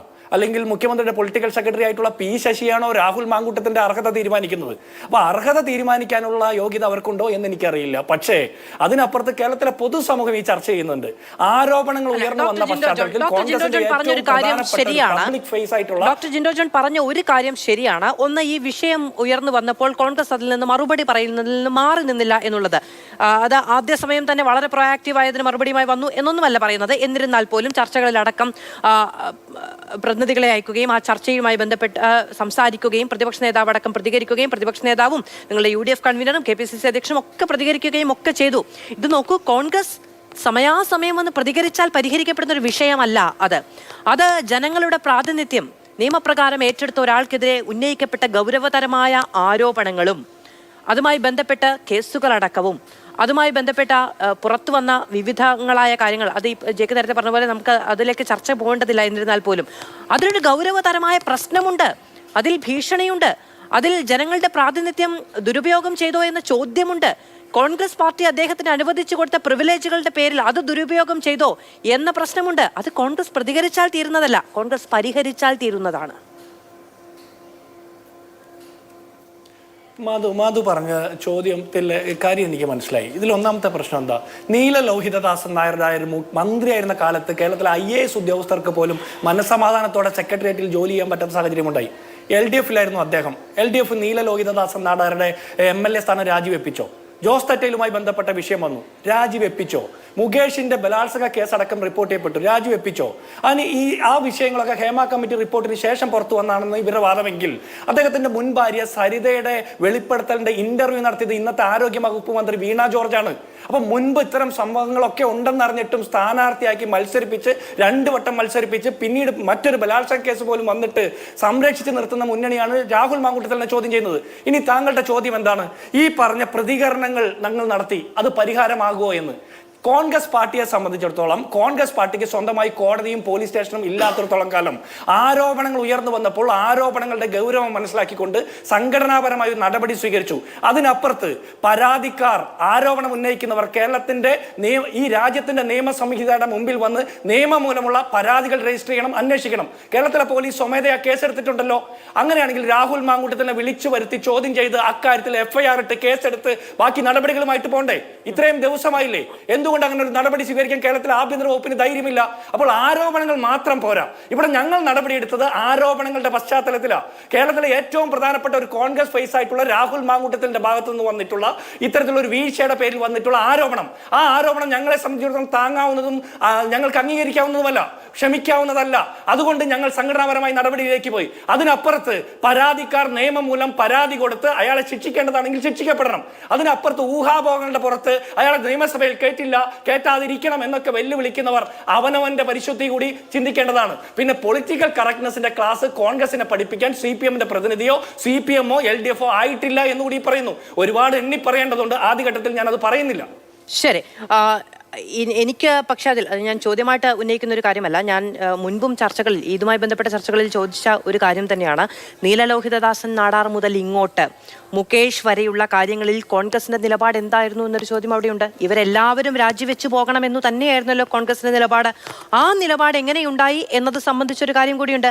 ആ നിലപാട് ഇപ്പോൾ നിങ്ങൾക്കുണ്ടോ എന്നതൊരു ചോദ്യമാണ്. അങ്ങനെയാണെങ്കിൽ അതുമായി ബന്ധപ്പെട്ട് നിങ്ങൾക്ക് നിങ്ങളുടെ ഭാഗത്തുള്ള മറ്റു പല MLA-മാരെ കുറിച്ചും അത്തരം രാജിവെക്കണമെന്ന ആവശ്യങ്ങൾ CPM ഉന്നയിച്ചിരുന്നു. അന്ന് നിങ്ങൾ ചോദിച്ചത് എന്താണ്? ഇവരെ കുറിച്ച് മുകേഷ് അവിടെ ഇരിക്കുന്നില്ലേ എന്നുള്ളതായിരുന്നു. ഇത് ഒരേ തട്ടിൽ വെച്ച് അങ്ങോട്ടും ഇങ്ങോട്ടും തൂക്കാനുള്ള ആളെണ്ണ കണക്ക് നോക്കുന്ന കളിയാണ് എങ്കിൽ അവിടെ നിങ്ങൾക്ക് ജയിക്കാൻ കഴിയും. ജനങ്ങളുടെ കാര്യമാണ് ഞാൻ ചോദിച്ചത്. നിങ്ങൾ LDF-ഉം UDF-ഉം കളിക്കുമ്പോൾ നിങ്ങൾക്കത് ഈ പറയുന്നത് പോലെ ഒരു കരു എൻ്റേത് ഒരു കരു നിൻ്റേത് എന്ന നിലയ്ക്ക് ആ ചതുരംഗം മുന്നോട്ട് കൊണ്ടുപോകാൻ കഴിയും. ഞാൻ ജനങ്ങളുടെ കാര്യമാണ് ചോദിച്ചത് എന്നേ ഉള്ളൂ. ശ്രീ ജേക്കബ് ജോർജ്, പല വിഷയങ്ങൾ, അതായത് നിയമനിർമ്മാണങ്ങൾ പലതുണ്ടായി. ഇപ്പോൾ കോൺഗ്രസ് ഡോക്ടർ ജിൻഡോ ജോൺ പറഞ്ഞതുപോലെ സംസ്ഥാനത്ത് അനിതര സാധാരണമായ നിലയിൽ ആഭ്യന്തര വകുപ്പിനെതിരെയുള്ള ആരോപണങ്ങൾ ഉണ്ടാകുന്നുണ്ട്. കോൺഗ്രസ് പ്രതിഷേധ സദസ്സ് പലയിടങ്ങളിൽ സംഘടിപ്പിച്ചിട്ടുണ്ട്. അത് ആഭ്യന്തര വകുപ്പുമായി ബന്ധപ്പെട്ട് പോലീസുകാർക്ക് ഇത് നോക്കൂ, നമ്മൾ ഏറ്റവും കൂടുതൽ ആശ്രയമായി സാധാരണക്കാർ കാണുന്ന പോലീസ് സ്റ്റേഷനുകളെ കേന്ദ്രീകരിച്ച് അവിടെ നിന്ന് പുറത്തു വരുന്ന ദൃശ്യങ്ങളടക്കം സാധൂകരിക്കാൻ കഴിയാത്ത, ജനങ്ങൾക്ക് സഹിക്കാനോ ക്ഷമിക്കാനോ, ഒരു സാധാരണ മനുഷ്യന് സഹിക്കാനോ ക്ഷമിക്കാനോ കഴിയാത്ത തരത്തിലുള്ള പ്രശ്നങ്ങളൊക്കെ സംസ്ഥാനത്ത് നടക്കുന്നതിനിടയിൽ കോൺഗ്രസിന് ഇങ്ങനെ ഒരു പ്രതിരോധത്തിൽ നിന്ന് കളിക്കേണ്ടി വരുന്ന സാഹചര്യം നിയമസഭയിൽ ഉണ്ടാകുന്നത് കുറച്ച് കഷ്ടമല്ലേ? അത് കഷ്ടം തന്നെയാണ്. പക്ഷെ അത് കോൺഗ്രസ് അതിജീവിക്കും എന്നാണ് എനിക്ക് തോന്നുന്നത്. കാരണം പോലീസിനെതിരെയുള്ള ആരോപണങ്ങൾ എക്കാലവും ഉണ്ടായിട്ടുള്ളതാണ്. നമുക്ക് കസ്റ്റഡി മരണങ്ങൾ, രാജൻ കേസ് ഒക്കെ നമുക്കറിയാം. ഏത് പാർട്ടി ഫലിച്ചാലും പോലീസിൻ്റെ മുഖം ഒന്ന് തന്നെയാണ്. പോലീസിൻ്റെ ലാത്തിയും അവൻ്റെ മുഷ്ടിയും ബൂട്ടും ഒക്കെ ഉണ്ടല്ലോ, അതൊക്കെ അവർ സ്ഥിരം തന്നെയാണ്. ഇപ്പോൾ ഈ ഗവൺമെൻറ്റിൻ്റെ കാലത്ത് ഇത് കൂടിയിട്ടുണ്ടോ എന്നുള്ളതാണ് പ്രശ്നം. വളരെ പ്രകടമായിട്ട് നമ്മുടെ മാധ്യമങ്ങൾ, ടെലിവിഷൻ ചാനലുകളും പത്രങ്ങളും ചിത്രങ്ങൾ സഹിതം അനേകം സംഭവ പരമ്പരകൾ നിരത്തിവെക്കുകയായിരുന്നു ഈ കഴിഞ്ഞ ദിവസങ്ങളിൽ. അതൊരു വിഷയം തന്നെയാണ്. ആ വിഷയം അതിൻ്റെ ഗാംഭീര്യത്തോടുകൂടി ഗൗരവത്തോടുകൂടി നിയമസഭയിൽ അവതരിപ്പിക്കാൻ കോൺഗ്രസിന് ശേഷിയുണ്ട് എന്നാണ് എൻ്റെ വിശ്വാസം. അത് അവതരിപ്പിക്കുന്നതിന് രാഹുൽ ഉണ്ടായാലും ഇല്ലായാലും അതൊരു വിഷയമല്ല അവതരിപ്പിക്കാൻ. അതിന് ശക്തി കോൺഗ്രസിനുണ്ട്, പ്രതിപക്ഷ നേതാവിനുണ്ട്, സംശയമൊന്നുമില്ല. പക്ഷേ ഞാനൊരു കാര്യം പറയട്ടെ, പോലീസിൻ്റെ കാര്യത്തിൽ ഈ അതിക്രമങ്ങൾ ഇത്രയും പത്രങ്ങളിലൊക്കെ ചർച്ചയായിട്ടും മുഖ്യമന്ത്രി ഒരക്ഷരവും മിണ്ടിയിട്ടില്ല എന്നൊക്കെ പറയുന്നുണ്ട്. ശരിയാണ്. പക്ഷേ നിയമസഭയിൽ അദ്ദേഹം എന്തായിരിക്കും നിലപാടെടുക്കുക എന്നുള്ളൊരു ചോദ്യമുണ്ട്. കേരള രാഷ്ട്രീയത്തിൽ പിണറായി വിജയനെ അങ്ങനെ അങ്ങോട്ട് എഴുതി തള്ളേണ്ട കാര്യമില്ല. അദ്ദേഹത്തിൻ്റെ കയ്യിൽ an ace up my sleeve എന്നൊരു നോവലില്ലേ, പഴയ ഡിറ്റക്റ്റീവ് നോവൽ, ജെയിംസ് ബോണ്ട്. അദ്ദേഹത്തിൻ്റെ കയ്യിൽ ഒരു തുറപ്പിച്ചിട്ടുണ്ടാവും. ജേക്കബ് ജോർജ്, കസ്റ്റഡി മർദ്ദനങ്ങളുടെ പേരിൽ ആരോപണം കേൾക്കുന്ന ആദ്യമല്ല. ഒന്നാം പിണറായി വിജയൻ സർക്കാരിന്റെ കാലത്ത് എത്ര കേസുകൾ എണ്ണി പറഞ്ഞത് അങ്ങേക്ക് ഓർമ്മയുണ്ടാകും. അന്ന് പറഞ്ഞത് പഴയ സർക്കാരിന്റെ ഭൂതാവേശമെന്നോ പ്രേതാവേശമെന്നോ മറ്റോ ആണ്. പക്ഷെ അതിനുശേഷമുള്ള എത്ര കേസുകൾ പുറത്തു വരുന്നുണ്ട്. ഈ തുറുപ്പുചീട്ട് എന്ന് പറയുന്നത് മടക്കി നാലാക്കി പോക്കറ്റിൽ വെക്കാനുള്ളതല്ല. അല്ല, ഞാൻ സമ്മതിക്കുന്നു, അതൊക്കെ ശരിയാണ്. വെറുതെ പറഞ്ഞിട്ട് കാര്യമില്ല. ഈ ഗവൺമെൻറ് പറഞ്ഞതാണ് പോലീസ് സ്റ്റേഷൻ ഒരാൾ മരിച്ചാൽ കേസ് അപ്പാടെ CBIക്ക് വിടുന്നു. അതിൽ പിന്നെ മരണം നടന്നിട്ടില്ലെന്നാണ് എൻ്റെ അറിവ്. കസ്റ്റഡി മരണം നടന്നിട്ടില്ല. പക്ഷേ കസ്റ്റഡിയിൽ വെച്ച് അതിക്രൂരമായ മർദ്ദനം നടന്നിട്ടുണ്ട്. അതിൻ്റെ CCTV ദൃശ്യങ്ങൾ സഹിതമാണ് മാധ്യമങ്ങൾ റിപ്പോർട്ട് ചെയ്തത്. അതിനകത്ത് യാതൊരു തെറ്റില്ല. നമ്മളൊക്കെ ആണെങ്കിലും അതൊക്കെ ചെയ്യുന്നതാണ്, സംശയമൊന്നുമില്ല. പക്ഷേ ഞാൻ പറഞ്ഞത് അത് സംബന്ധിച്ച് ഒരു തീരുമാനം നിയമസഭയിൽ ഉണ്ടായിക്കൂടാ എന്നില്ല എന്നാണ് ഞാൻ പറഞ്ഞത്. അത് മുഖ്യമന്ത്രി പിണറായി വിജയൻ ഈ വരും ദിവസങ്ങളിൽ എടുക്കും എന്ന് തന്നെയാണ് എൻ്റെ കണക്കുകൂട്ടൽ. അത് നാളെ നമുക്ക് നിയമസഭയിൽ കാണാം. ആ ഒരു ഏറ്റുമുട്ടൽ കാണാൻ രസമുള്ളതാണ്, രാഷ്ട്രീയ ഏറ്റുമുട്ടൽ തന്നെയാണ്.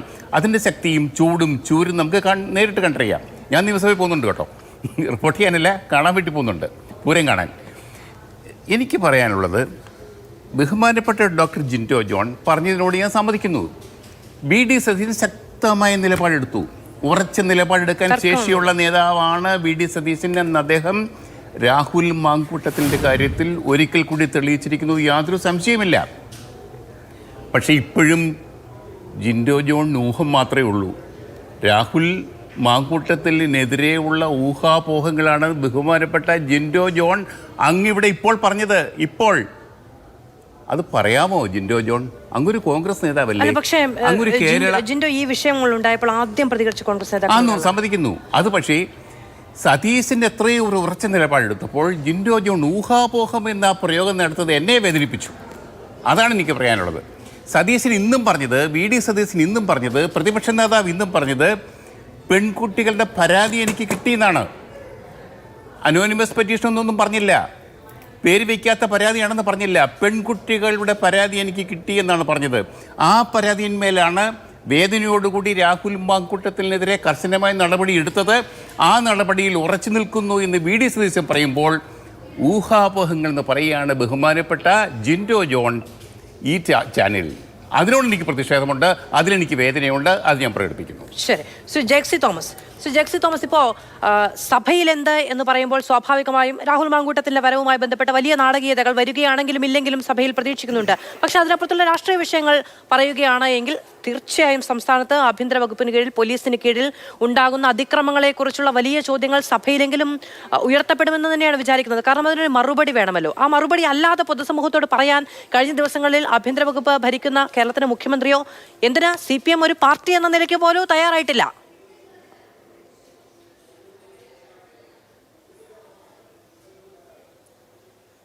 പോലീസ് അതിക്രമങ്ങളെ സംബന്ധിച്ച് തീർച്ചയായിട്ടും ഞാൻ മറുപടിയുടെ രണ്ടാം ഭാഗത്ത് അങ്ങയുടെ ആ ചോദ്യത്തിലേക്കും പോലീസ് അതിക്രമങ്ങൾ അതിനോടുള്ള സർക്കാരിന്റെ സമീപനം അതിലേക്കും വരിക തന്നെ ചെയ്യാം.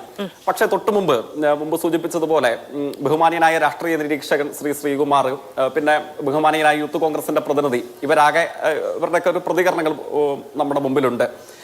ആദരണീയനായ ജേക്കബ് ജോർജിനോട് ഇതിനോട് സമീകരിക്കാൻ കഴിയുന്ന കേരള രാഷ്ട്രീയത്തിലെ ഒരു അനുഭവം മറ്റേന്തെങ്കിലും ഒരു ഘട്ടത്തിൽ ഉണ്ടായിട്ടുണ്ടോ എന്ന ചോദ്യത്തിന് എന്തുകൊണ്ടോ അദ്ദേഹം വിട്ടുപോയതായിരിക്കും, മറുപടി പറഞ്ഞുമില്ല.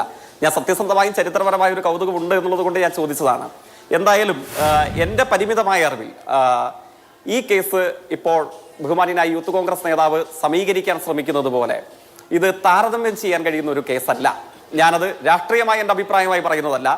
എന്റെ പരിമിതികൾക്കുള്ളിൽ വസ്തുതകളും ചരിത്രവും വെച്ച് പരിശോധിച്ച് നോക്കുമ്പോൾ ഒരു വേള ഞാൻ ഇപ്പോഴും ഓർമ്മിക്കുന്നു, ഞാൻ സ്കൂൾ വിദ്യാർത്ഥികളായിരിക്കുമ്പോൾ മറ്റോ ഇറങ്ങിയ ഒരു ഫ്രണ്ട് ലൈനിന്റെ മുഖപ്പേജിലെ 2 വാചകമുണ്ട്: അൺപ്രീസിഡന്റഡ് ആൻഡ് അൺയൂഷ്വൽ. കാരണം കേരള രാഷ്ട്രീയത്തിന്റെ ചരിത്രത്തിൽ ഇദ്ദേഹത്തെ ചേർത്തു നിർത്താൻ കഴിയുന്ന ഒരനുഭവം 1957 മുതൽ 2025 നമ്മൾ ഒത്തുചേരുന്ന ഒരു കാലഘട്ടം വരെ എവിടെയും ചൂണ്ടിക്കാണിക്കാനില്ല, ആരെയും തുലനം ചെയ്യാനില്ല.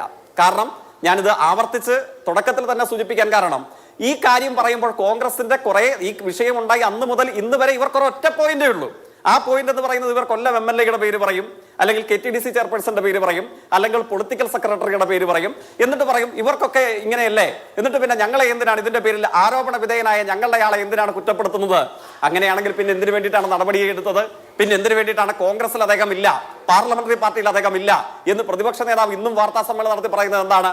ഞാൻ ആവർത്തിച്ച് വീണ്ടും ചോദിച്ചു എന്റെ ആദ്യ അവസരത്തിൽ, അങ്ങനെയാണെങ്കിൽ കോൺഗ്രസിന് വേണ്ട എന്ന് കണ്ടുകൊണ്ട് തള്ളി മാറ്റിയ വിഴുപ്പ് യൂത്ത് കോൺഗ്രസ് സംസ്ഥാന അധ്യക്ഷൻ സാറ് തിരിക്കാൻ യോഗ്യനല്ല എന്നുള്ളത് കൊണ്ട് അവർ പുറമ്പോക്കിലേക്ക് വലിച്ചെറിഞ്ഞ ഒരു അവശിഷ്ടം, ഈ അവശിഷ്ടത്തെ സംബന്ധിച്ച് എന്തുകൊണ്ടാണ് കോൺഗ്രസിന്റെ ഔദ്യോഗിക മുഖപത്രമായി ഇപ്പോഴും പ്രവർത്തിക്കുന്ന വീക്ഷണം ഇന്ന് എന്തിനു വേണ്ടിയിട്ട് എഡിറ്റോറിയൽ എഴുതി? ഞാൻ ആങ്കറോടും ആവർത്തിച്ച് ചോദിച്ചു, ആ എഡിറ്റോറിയൽ പേജിലെ വാചകം അങ്ങേക്ക് ഒരു ആങ്കർ എന്ന നിലയിൽ, അല്ലെങ്കിൽ നമ്മൾ ചർച്ചയിൽ പങ്കെടുക്കുന്ന പരിമിതികളോട് കൂടെയുള്ള മനുഷ്യൻ എന്ന നിലയിൽ ഈ ഒരു ചർച്ചയിൽ വന്നിരുന്നു നമുക്ക് ആവർത്തിച്ച് വായിക്കാൻ കഴിയുന്ന വാചകമാണോ? കോൺഗ്രസ് പ്രതിനിധി വീക്ഷണത്തെ സംബന്ധിച്ച് മിണ്ടിയതേയില്ല. കോൺഗ്രസിനെ അഭിനന്ദിക്കാൻ സമയം കണ്ടെത്തിയ, ഇതിൽ കൂടുതൽ കോൺഗ്രസ് എന്ത് ചെയ്യാൻ കഴിയുമെന്ന് ചോദിക്കാൻ സമയം കണ്ടെത്തിയ ബഹുമാനീയനായ രാഷ്ട്രീയ നിരീക്ഷകൻ വീക്ഷണത്തെ സംബന്ധിച്ചും വീക്ഷണം നടത്തിയ മഞ്ഞപ്പത്ര പ്രവർത്തനത്തിന്റെ പാതാളക്കുഴിയോളം പോകുന്ന രൂപത്തെ സംബന്ധിച്ച് ചോദിച്ചപ്പോൾ അദ്ദേഹത്തിന് ഒരു അക്ഷരം പറയാൻ വേണ്ടിയിട്ടുണ്ടായിരുന്നില്ല.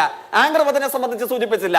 കോൺഗ്രസിനും യൂത്ത് കോൺഗ്രസിനും വേണ്ട എന്ന് പറഞ്ഞ് പുറമ്പോക്കിലേക്ക് വലിച്ചു കയറുന്ന മാലിന്യത്തെ കുറിച്ച് എന്തായിരുന്നു വീക്ഷണം എഴുതി വെച്ചിട്ടുള്ളത്? ആ കേസിൽ വിക്ടിമൈസ്ഡ് ആയ പെൺകുട്ടികളെ കുറിച്ച് എന്താണ് വീക്ഷണം പറഞ്ഞു വെച്ചിട്ടുള്ളത്? ആർക്കെങ്കിലും അതിനെ സംബന്ധിച്ച് അഭിപ്രായമുണ്ടോ? പിന്നെ കൊല്ലം MLA മുതൽ ആളുകൾ, നിങ്ങൾ തുടക്കം മുതൽ പറയുന്നതല്ലേ? ബഹുമാനീയനായ യൂത്ത് കോൺഗ്രസ് നേതാവെ, ഞാൻ ചോദിക്കട്ടെ, എനിക്ക് ഈ വിഷയം ചർച്ച ചെയ്യാൻ താല്പര്യമില്ല, ഇതിനെ ഒരു കാര്യം ഓർമ്മിപ്പിക്കാൻ താല്പര്യമില്ല. അങ്ങ് വീണ്ടും ഈ വിഷയം ഉണ്ടായി അന്ന് മുതൽ ഇന്ന് വരെ നിങ്ങൾ വീണ്ടും ചോദിക്കുന്നുണ്ട്. കൊല്ലം MLA-യെ സംബന്ധിച്ചോ പൊളിറ്റിക്കൽ സെക്രട്ടറിയെ സംബന്ധിച്ചോ KTDC ചെയർപേഴ്സണെ സംബന്ധിച്ചോ എപ്പോഴെങ്കിലും ഇതേപോലെ പുറത്തു വന്നിട്ടുള്ള ഒരു ഫോൺ സംഭാഷണത്തിൽ, ചാറ്റിൽ, മറ്റിടങ്ങളിൽ വെച്ചിട്ട് ഏറ്റവും കമ്പാഷനേറ്റ് ആയിട്ട് ഒരു മനുഷ്യജീവി ഇടപെടൽ അർഹിക്കുന്ന ഒരു ഘട്ടത്തിൽ നോക്കിയിട്ട് 2 സെക്കൻഡ് മാത്രം മതിയില്ലേ ഒരാളെ കൊല്ലാൻ എന്ന് മുഖത്ത് പറഞ്ഞ അനുഭവം, അതിന്റെ തെളിവ് പണം വിടർത്തി ആടിയത് നമ്മുടെ മുമ്പിലുണ്ടോ? അതോ ഇതേപോലെ തന്നെ മുഖത്ത് നോക്കിയിട്ട് ഏറ്റവും അനുകമ്പാപൂർണമായ പ്രതികരണം അർഹിക്കുന്ന ഒരാളുടെ മുഖത്ത് നോക്കിയിട്ട് ഐ ക്വിറ്റ്, നിനക്കിതായിരിക്കും പണി, എന്ന് പറഞ്ഞ ഒരു അനുഭവം ഈ പറഞ്ഞ പേരുകാരിൽ ആരുടെയെങ്കിലും മുമ്പിൽ നിന്ന് നമ്മൾ കേട്ടിട്ടുണ്ടോ?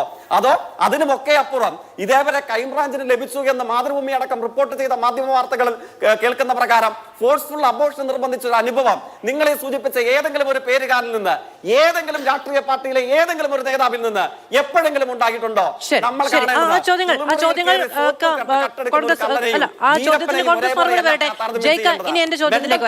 ശ്രമിക്കുന്ന ഒരാളെയും ഗോവിന്ദച്ചാമിയെയും ഒരേപോലെയല്ല നമ്മൾ താരതമ്യം ചെയ്യേണ്ടത്. അങ്ങ് ദയവായി മനസ്സിലാക്കണം. ദയവായി ഇമാതിരി വെളുപ്പിക്കൽ ഇറങ്ങി പുറപ്പെടരുത്. തെറ്റ് പറ്റിയിട്ടുണ്ടെങ്കിൽ നടപടി എടുത്തിട്ടുണ്ട് എന്ന് പറഞ്ഞിട്ട് മറ്റു കാര്യങ്ങൾ നിങ്ങൾക്ക് എന്ത് ചെയ്യാൻ കഴിയും അത് നിങ്ങൾ തീരുമാനിച്ച് പറയണം. അതല്ലാതെ ഇമാതിരി വെളുപ്പിക്കലിന് ദയവായിട്ട് ഒരു സ്ഥാപനത്തിൽ വന്ന് ഇപ്പോഴും നിങ്ങളുടെ അവസരം ഉപയോഗിക്കരുത്. അത് മനുഷ്യർക്ക് ചേർന്നതല്ല. അതാണ് എനിക്ക് അക്കാര്യത്തിൽ പറയാനുള്ളത്. പിന്നെ പോലീസ് മർദ്ദനത്തെ സംബന്ധിച്ച് എനിക്ക് 113 പോലീസുകാരെ പുറത്താക്കിയ കേരള രാഷ്ട്രീയ ചരിത്രത്തിലെ ആദ്യത്തെ സംഭവം ഉണ്ടാകുന്നത് ഇടതുപക്ഷ ഗവൺമെന്റുകളുടെ ഈ ഭരണകാലയളവിലാണ്. പോലീസ് ആകെ ഒരു നന്മമരമാണെന്നൊരു അഭിപ്രായം ഒരു കാലയളവിൽ ഞങ്ങൾ സൂചിപ്പിച്ചിട്ടില്ല. തെറ്റുകൾ ഉണ്ടായ സമയത്ത് ഞാൻ ഒറ്റ ചരിത്ര സന്ദർഭം പറയാം. നിർബന്ധമായും ശ്രീ ജേക്കബ് ജോർജും രാഷ്ട്രീയ നിരീക്ഷകനൊക്കെ ഓർക്കുന്നുണ്ടാകും. 11 വയസ്സുള്ള ഒരു ആദിവാസി വിദ്യാർത്ഥിയെ വെടിവെച്ച് കൊന്നുകളഞ്ഞു. പിന്നീട് KPCC പ്രസിഡന്റായ കോൺഗ്രസ് നേതാവ് അന്ന് വനം മന്ത്രിയാണ്. എന്താ ആങ്കർ ചെയ്തതെന്ന് അറിയുമോ? ഇപ്പോഴത്തെ പോലെ സസ്പെൻഡ് ചെയ്തോ? അന്നും വീഡിയോ ദൃശ്യങ്ങൾ പുറത്തു വന്നിരുന്നു, ഓർക്കുന്നില്ലേ? പ്രസിദ്ധരായ മാധ്യമപ്രവർത്തകർ ജീവൻ പണയം വെച്ച് മരത്തിന്റെ മുകളിൽ ഇരുന്നിട്ടാണ് മുത്തങ്ങ സമരം ഷൂട്ട് ചെയ്തിട്ടുണ്ടായിരുന്നത്. അന്നും വീഡിയോ ദൃശ്യം പുറത്തു വന്നു. എന്തായിരുന്നു അന്നത്തെ കോൺഗ്രസ് നേതാവായ, കോൺഗ്രസിന്റെ ഇപ്പോഴത്തെയും സംബന്ധ നേതാവ്, അന്നത്തെ വനമന്ത്രിയുടെ പ്രതികരണം എന്താണ്? വെടിവെച്ച് കൊന്നുകളഞ്ഞ പോലീസുകാരെ അഭിനന്ദിച്ചു. ആ അഭിനന്ദനം യൂത്ത് കോൺഗ്രസ് നേതാവ് പേടിക്കണ്ട, പിണറായി വിജയൻ ഉണ്ടാവില്ല. നിങ്ങളുടെ പ്രവർത്തകരെ തല്ലിയിട്ടുണ്ട് പോലീസ് അകാരണമായിട്ടുണ്ടെങ്കിൽ ആ പോലീസുകാർ ഇപ്പോൾ സസ്പെൻഷനിലാണ്. ബാക്കി നടപടികൾ പിന്നീട് ഉണ്ടാകും. അതേപോലെ എത്ര അനുഭവങ്ങളുണ്ട്. വെടിവെച്ച് കൊന്നുകളയാൻ നേതൃത്വം നൽകിയിരുന്ന ഡിവൈഎസ്പിമാരോട് ആ സമയത്തെ കോൺഗ്രസ് നേതാക്കന്മാരുടെ പ്രതികരണം ഉണ്ടായിരുന്നു. കഴിഞ്ഞ 9 വർഷമായി സംസ്ഥാനത്ത് ഭരിക്കുന്ന സർക്കാർ നിങ്ങളുടേതാണല്ലോ. ഇപ്പോഴും സമാനമായ കാര്യങ്ങൾ ഉണ്ടാകുന്നു എന്ന വാർത്തകളെ നിങ്ങൾ ഈ പറയുന്ന പതിറ്റാണ്ടുകൾക്ക് മുമ്പിലുള്ള വാർത്ത കൊണ്ട് സമീകരിക്കുകയല്ലേ? ജിൻഡോ ജോൺ ചെയ്തു എന്ന് പറഞ്ഞ അതേ കാര്യമല്ലേ അങ്ങും ചെയ്യുന്നത്? സമീകരണമാണോ ഇതിന് മറുപടി? ഒരിക്കലുമല്ല.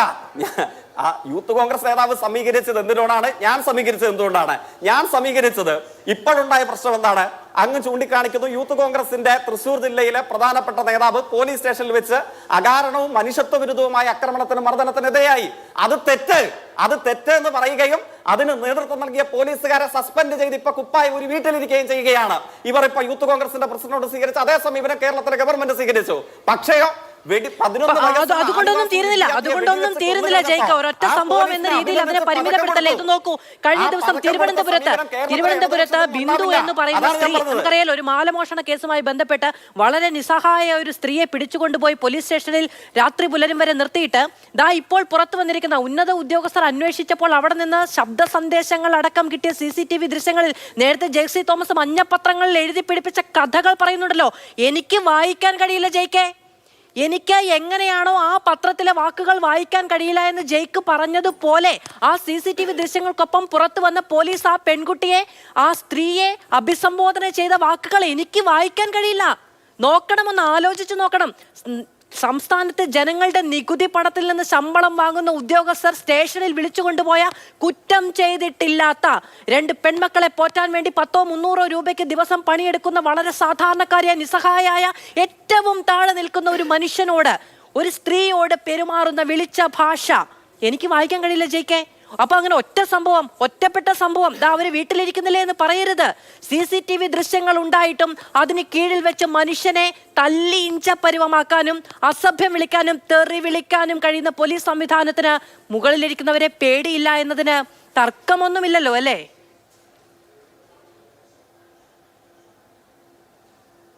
ആ ചോദ്യത്തിന്റെ ഒടുവിലത്തെ ഭാഗത്തേക്ക് പിന്നെ നമ്മൾ ചർച്ച ചെയ്യാം. മുകളിലിരിക്കുന്നവരെ കേരള പോലീസിന് പേടിയുണ്ടോ? കേരളത്തിൽ ഇരകളാക്കപ്പെട്ട ആളുകൾ, ഈ മുകളിലിരിക്കുന്നവരെക്കാൾ വലിപ്പമുള്ള സാമ്പത്തിക ശേഷിയും സ്വാധീനവും ഒക്കെയുള്ള ആളുകൾ, അതേപോലെ ആരോപണം ഉന്നയിക്കപ്പെട്ട ഘട്ടത്തിൽ സ്വതന്ത്രരായി കോൺഗ്രസ്കാരികളെ പോലെ കേരളത്തിൽ വികരിച്ചിട്ടുണ്ടോ? ചരിത്രം ഈ അനുഭവങ്ങളെ വിലയിരുത്തുന്ന ജനങ്ങൾക്ക് അക്കാര്യത്തിൽ ദൃഷ്ടാന്തമുണ്ട്. ഇരിക്കട്ടെ, പിന്നെ അങ്ങ് ചൂണ്ടിക്കാണിച്ചു തിരുവനന്തപുരത്തെ കേസിനെ സംബന്ധിച്ച്. അങ്ങ് അതിനെ സമീകരിച്ചത് വീക്ഷണം പത്രത്തിൽ കോൺഗ്രസ്സുകാരൻ എഴുതിയ വെളുപ്പിക്കലുമായി സമീകരിച്ചിട്ടാണ്. അല്ല, ഞാൻ വാക്കുകളുടെ ഗുണനിലവാരത്തെ കുറിച്ച് പറഞ്ഞുള്ളൂ. വീക്ഷണം പത്രത്തിൽ അങ്ങ് പറഞ്ഞതുപോലെ വായിക്കാൻ കഴിയില്ല എന്ന് പറഞ്ഞതുപോലെ ഉള്ള ഇപ്പൊ അങ്ങേക്ക് വായിക്കാൻ കഴിയാത്ത കുറെ കാര്യങ്ങൾ, എനിക്ക് വായിക്കാൻ കഴിയാത്ത കുറെ കാര്യങ്ങൾ. അപ്പോൾ ഒരു കാര്യമുണ്ട്, അതിനപ്പുറത്ത് നിൽക്കുന്ന ആളുകളെ സമീകരിക്കാൻ കഴിയില്ല. നോക്കൂ, എത്ര സാധാരണക്കാർ, എത്ര നിസ്സഹായരായ മനുഷ്യരെ പോലീസ് ഉദ്യോഗസ്ഥർ വിളിക്കുന്നതാണ് നിയമം സംരക്ഷിക്കണമെന്ന് സംവിധാനത്തിൽ ഉത്തരവാദിത്തപ്പെട്ട ഉദ്യോഗസ്ഥർ നമ്മളെ സംരക്ഷിക്കണമെന്ന് നമ്മൾ വിചാരിക്കുന്ന ആളുകൾ അധിക്ഷേപിക്കുന്നതിന് നമുക്ക് എന്തിനോടെങ്കിലും താരതമ്യം ചെയ്യാൻ പറ്റുമോ? ഞാൻ താരതമ്യത്തിനില്ല.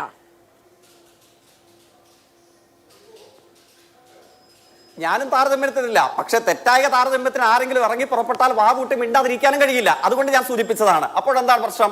ഇനി തിരുവനന്തപുരത്തെ പോലീസ് സ്റ്റേഷനിലെ വിഷയത്തെ സംബന്ധിച്ച് ആ പ്രശ്നത്തിനകത്താണെങ്കിലും അങ്ങ് ഈ സൂചിപ്പിച്ച പരാമർശം നടത്തിയ പോലീസുകാരൻ, അത്തരം ഒരു പോലീസുകാരൻ അയാൾ ഏത് റാങ്കിൽ അലങ്കരിച്ചാലും, അത് ജില്ലാ പോലീസ് മേധാവി മുതൽ ഒരു സ്റ്റേഷന്റെ ചുമതലയുള്ള റൈറ്ററോ CPO ആരുമാവട്ടെ, അങ്ങനെയുള്ള ഒരു തെറ്റു ചെയ്ത ഒരാളെയും സംരക്ഷിക്കാൻ സർക്കാർ മുമ്പോട്ടേക്ക് വരില്ല. സർക്കാരിനെ നയിക്കുന്ന രാഷ്ട്രീയ പ്രസ്ഥാനം മുമ്പോട്ടേക്ക് വരില്ല. അവരുടെ തെറ്റായ പ്രവർത്തി ചെയ്ത ഏതെങ്കിലും ഒരു പോലീസ് ഉദ്യോഗസ്ഥന്റെ വക്കാലത്തെടുത്തുകൊണ്ട് ആരെങ്കിലും നിയമസഭയിലോ അല്ലെങ്കിൽ തെരഞ്ഞെടുക്കപ്പെട്ട പദവികളിലോ തുടരും എന്ന് അങ്ങ് സംശയിക്കുന്നുണ്ടോ? ആ കോൺഗ്രസ് സമീകരണത്തിന് ഞങ്ങളില്ല. തെറ്റ് ചെയ്തിട്ടുണ്ടെങ്കിൽ അവരൊക്കെ അർഹതയുള്ള നടപടിയും വാങ്ങി വീട്ടിലിരിക്കും. അതിന് തെളിവാണ് കഴിഞ്ഞ 9 വർഷക്കാലത്തെ ആഭ്യന്തര മത വകുപ്പിന്റെ നേതൃത്വത്തിൽ നടത്തപ്പെട്ട പരിശോധനയും തെറ്റുകൾക്കെതിരെ സ്വീകരിച്ച മുഖമടച്ചുകൊണ്ടുള്ള നടപടികളുമൊക്കെ ആ സമീപനത്തിന്റെ തെളിവാണ്. ആ സമീപനത്തോട് ചേർത്ത് നിർത്താൻ കഴിയുന്ന ഏതെങ്കിലും ഉദാഹരണം മുമ്പുണ്ടായിട്ടുണ്ടോ? അതേ വിഷയം തിരുവനന്തപുരത്തായാലും അങ്ങ് സൂചിപ്പിച്ച ചെറുതോ വലുതോ ഏത് വിഷയത്തിലും ഉണ്ടാകും. ഒരു സംശയവും വേണ്ടതല്ല. അത് ആലങ്കാരികമായി പറയുന്നതല്ല. സ്വീകരിച്ച നടപടികളുടെ വെളിച്ചത്തിൽ ആ തെളിവുകളുടെ അനുഭവങ്ങളെ മുൻനിർത്തിക്കൊണ്ടാണ് പറയുന്നത്.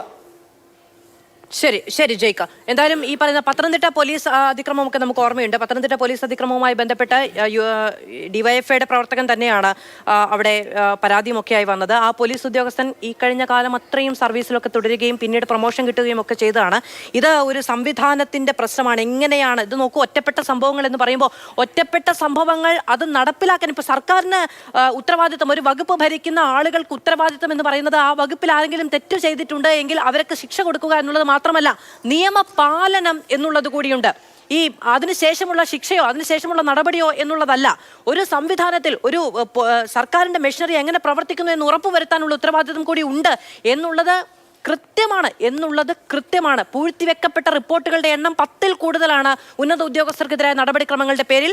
ഈ ഉന്നത ഉദ്യോഗസ്ഥർ തന്നെ അന്വേഷിച്ച റിപ്പോർട്ടുകൾ, നടപടികൾ വേണം എന്ന് പറഞ്ഞ റിപ്പോർട്ടുകൾ വെക്കപ്പെട്ട സംഭവങ്ങൾ ഈ കഴിഞ്ഞ ദിവസത്തിനുള്ളിൽ പുറത്തു വന്നത് 10ലധികമാണ് എന്ന് പറഞ്ഞു വെക്കുന്നു എന്നേ ഉള്ളൂ. ശ്രീകുമാർ മനയിൽ ഇത് നോക്കൂ.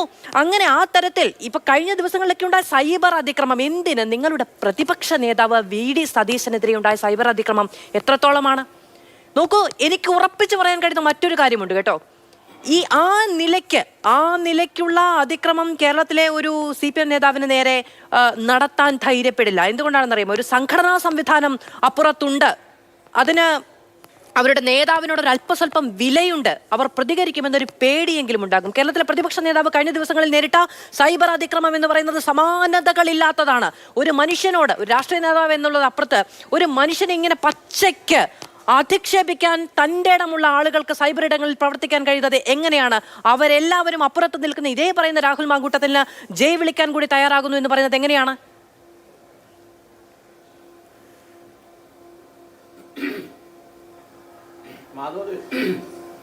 സൈബർ അതിക്രമം എന്ന് പറയുന്നത് കേരളത്തിലെ എല്ലാ രാഷ്ട്രീയക്കാരും നേരിടുന്നുണ്ട്. ഇപ്പോൾ VD സതീശനെതിരെ വലിയ തോതിൽ ആക്രമണം നടക്കുന്നുണ്ട്. അത് ശരിയാണ്. ആ ആക്രമണത്തെ പ്രതിരോധിക്കുക എന്ന് പറയുന്നത് ഇതൊരു രാഷ്ട്രീയപരമായിട്ട് എടുക്കുകയാണ്. ഞാൻ അതിനെക്കുറിച്ച് അധികം സംസാരിക്കാൻ താല്പര്യപ്പെടുന്നില്ല. കാരണം വേറെ കുറച്ച് കാര്യങ്ങൾ എനിക്ക് പറയാറുണ്ട്. പക്ഷേ ഈ VD സതീശനെതിരെ കഴിഞ്ഞ ദിവസങ്ങളുണ്ടായ സൈബർ ആക്രമണം എന്ന് പറയുന്നത് ഈ പറയുന്ന പോലെ അദ്ദേഹം തന്നെ മറുപടി പറഞ്ഞ പോലെ കോൺഗ്രസ് ആയിട്ട് എന്തെങ്കിലും ബന്ധപ്പെട്ട് നിൽക്കുന്ന ആളുകളാണ് ഇവരൊക്കെ എന്നുള്ള ചോദ്യം ഇതിനകത്ത് ഉയർന്നു വരുന്നത്. ഈ സൈബർ ആക്രമണം ആർക്കും നടത്താം. നിങ്ങൾ ഈ പറഞ്ഞ പോലെ 10-15 ID ഉണ്ടാക്കിയിട്ട് നമുക്ക് ഇഷ്ടമില്ലാത്ത ആൾക്കെതിരെ എന്ത് ആക്രമണം നടത്താം? അത് പാർട്ടിക്കാരനാവണമെന്നോ പാർട്ടിയുടെ ചിന്താഗതിയിൽ വിശ്വസിക്കാനാവണമെന്നില്ല. അത് CPM-ലായാലും കോൺഗ്രസിലായാലും ഒക്കെ കണക്ക് തന്നെയാണ്. അതുകൊണ്ട് സൈബർ ആക്രമണം എന്ന് പറയുന്നത് ഒരു ഭീകരമായൊരു സംഭവം എനിക്ക് തോന്നുന്നില്ല. കാരണം ഏത് വ്യക്തിക്കും ഒരു ഫേക്ക് ഐഡി ഉണ്ടാക്കിയിട്ടോ ഫേക്ക് ഐഡി ഇല്ലാതെയോ ഒരു രാഷ്ട്രീയ നേതാവിനെ അപമാനിക്കാം. ഇപ്പോൾ കുറച്ച് നാളായിട്ട് VD സതീശനെതിരെ അത്തരത്തിലുള്ള അപമാനങ്ങൾ അല്ലെങ്കിൽ അത്തരത്തിലുള്ള അപകീർത്തികരമായ കാര്യങ്ങൾ ഈ കുറേ സൈബർ സേനകൾ എന്ന് പറയുന്നവരിൽ നിന്ന് ഉണ്ടാകുന്നു. അത് രാഹുൽ മാങ്കൂട്ടത്തിന്റെ വിഷയത്തെ അധികരിച്ചാണെന്നും പറയപ്പെടുന്നു. അങ്ങനെയാണെങ്കിൽ തന്നെ അതൊന്നും എനിക്ക് തോന്നുന്നില്ല ഏതെങ്കിലും ഒരു കൃത്യമായ ഈ ഗൂഢാലോചന എന്ന് പറഞ്ഞ VD സതീശൻ അടക്കമുള്ളവരെ പ്രതി ചേർക്കണമെന്ന് ആവശ്യപ്പെട്ട് കേസ് കൊടുത്തല്ലോ യൂത്ത് കോൺഗ്രസിന്റെ ഒരു പ്രവർത്തക. അല്ല എനിക്കറിയില്ല കേട്ടോ ഈ യൂത്ത് കോൺഗ്രസിന്റെ പ്രവർത്തകരാകുന്നപ്പോൾ. ഞാൻ അത്യാവശ്യം കോട്ടയത്തൊക്കെയുള്ള അത്യാവശ്യം യൂത്ത് കോൺഗ്രസ്സുകാരൊക്കെ എനിക്കറിയാം. ഞാൻ അവരോടൊക്കെ അന്വേഷിച്ചിട്ട് ആർക്കും അറിയില്ല യഥാർത്ഥത്തിൽ ഈ പ്രവർത്തകരാണ്. ഈ പ്രവർത്തക എന്ന് പറയുന്ന ഒരു ബേസിക്കലി ഒരു ലേബലല്ല മാധു. ഈ ലോകത്ത് ആർക്കും പ്രത്യേകിച്ച് കോൺഗ്രസ് പോലുള്ള പാർട്ടികളിൽ പ്രവർത്തകനാകുക എന്ന് പറഞ്ഞാൽ അവന് കൃത്യമായിട്ടുള്ള അല്ല, ഈ membership കേസും കാണാവുന്നതും സൈബർ ഉണ്ടാവില്ല. അതിക്രമവും ഒക്കെ CPM ഉണ്ടാകുന്ന പോലെ അല്ലെങ്കിൽ പശ്ചാത്തലം കൂടി മറ്റു നോക്കണം. പാർട്ടികൾ പോലെയല്ല. CPM കൊണ്ടുപോയി കേസ് കൊടുത്തു എന്നൊരു ആരോപണം ഉണ്ടോ അങ്ങേക്ക്? അതല്ല ഞാൻ ഉദ്ദേശിക്കുന്നത്, ഈ പറയുന്ന ആളുകൾക്ക് വേണമെങ്കിൽ ഇപ്പോൾ രാഹുൽ മാങ്കുടത്തോട് അടുപ്പമുള്ളവർക്ക് വേണമെങ്കിൽ ഇത്തരത്തിലുള്ള നടപടി ചെയ്യാം. ഈ കോൺഗ്രസ് പോലുള്ള പാർട്ടിയെയും മറ്റു പാർട്ടികളും നമ്മൾ നിങ്ങൾ താരതമ്യപ്പെടുത്തരുത്. ഈ കോൺഗ്രസ് പാർട്ടി ഇതൊക്കെ കൈകാര്യം ചെയ്യുന്നതിൽ അല്പം ഒരു അവധാനത കുറവ് കാണിക്കുന്നുണ്ടാകും. കാരണം അതൊരു കേഡർ പാർട്ടി അല്ലാത്തതുകൊണ്ട്. അതല്ല ഇവിടെ വിഷയം. ഇവിടെ ജയിക്ക് പറഞ്ഞ വീക്ഷണത്തിലെ സംഭവം ഞാൻ വായിച്ചില്ല, എന്താണ് ലേഖനം എനിക്കറിയില്ല. പിന്നെ ഈ രാഹുൽ മാങ്കൂട്ടത്തിന്റെ വിഷയത്തിൽ കോൺഗ്രസ് പിന്നെ എന്ത് ചെയ്യണമായിരുന്നു എന്നാണ് അദ്ദേഹം പറയുന്നത്. ഈ രാഹുൽ മാങ്കൂട്ടത്തിനെതിരെ ആരോപണം ഉയർന്നപ്പോൾ ഒരു പാർട്ടി എന്നുള്ള നിലയിൽ എന്താണ് ഈ കോൺഗ്രസിന് ചെയ്യാവുന്നത്? അതിന്റെ പരമാവധി അത് ചെയ്തു. അതല്ലാതെ പിന്നെ എന്ത് ചെയ്യാൻ പറ്റും രാഹുൽ മാങ്കൂട്ടത്തിനെ? ഇത് ഈ കാര്യത്തിൽ ഒരു രാഷ്ട്രീയ പാർട്ടിക്ക്, അതും യാതൊരു FIR പരാതികളോ ഇല്ലാതെ ഇത്തരം ചില മാധ്യമ റിപ്പോർട്ടുകളുടെ അടിസ്ഥാനത്തിൽ അപ്പോഴും ധാർമ്മികതയ്ക്ക് ഊന്നൽ കൊടുത്തു. മാധ്യമ റിപ്പോർട്ടുകളുടെ അടിസ്ഥാനത്തിലോ? അങ്ങനെയൊന്നും പറയണ്ട. അതൊക്കെ വളരെ ക്ലീശയായ കാര്യങ്ങളാണ്. മാധ്യമങ്ങളാണോ ഈ കാര്യങ്ങളൊക്കെ കൊണ്ടുവന്നത്? മാധ്യമങ്ങളിലൂടെയാണ് ഈ കാര്യങ്ങൾ പുറത്തു വന്നത്. അല്ല മാധു, അത് നിയമത്തെ കുറിച്ചുള്ള ധാരണ. ഒഫൻസ് കമ്മിറ്റ് ചെയ്താൽ മാത്രമേ നിങ്ങളൊരു ലീഗൽ അതുള്ളൂ. ഒഫൻസ് കമ്മിറ്റർ ആണെങ്കിൽ അതിന് ചാർജ് ചെയ്ത് അല്ല, അങ്ങ് ഈ പറയുന്ന ധാരണയൊന്നും തൂക്കി നോക്കാൻ നിൽക്കേണ്ട മണിയിൽ. പക്ഷെ ഞാൻ ചോദിച്ചത് അങ്ങനെയല്ല. അങ്ങ് പറഞ്ഞത് മാധ്യമ വാർത്തകളുടെ അടിസ്ഥാനത്തിൽ നടപടിയെടുക്കാൻ കഴിയുമോ എന്നാണ്. അങ്ങ് ചോദിച്ചത് മാധ്യമ വാർത്തകളുടെ അടിസ്ഥാനത്തിൽ നടപടിയെടുക്കാൻ കഴിയുമോ എന്നാണ്. മാധ്യമ വാർത്തകൾ അല്ല, നിങ്ങളൊരു കാര്യം മനസ്സിലാക്കുക. ഇപ്പോൾ VD സതീശനോടോ അല്ലെങ്കിൽ നേതാക്കളോടോ ഈ പെൺകുട്ടികൾ പരാതി പറഞ്ഞു എന്ന് പറഞ്ഞാൽ അതിന്റെ പേരിൽ മാധ്യമ വാർത്തകളൊന്നും എന്തായാലും അടിസ്ഥാനപരമായിട്ട് ഒരു പരാതിയില്ല. എന്നിട്ടും നിങ്ങളൊരു കാര്യം ഇല്ല, അങ്ങനെ പരാതിയില്ലെന്ന് ആര് പറഞ്ഞു? VD സതീശനോട് പെൺകുട്ടികൾ പരാതി പറഞ്ഞു എന്ന് VD സതീശൻ പറഞ്ഞില്ലേ?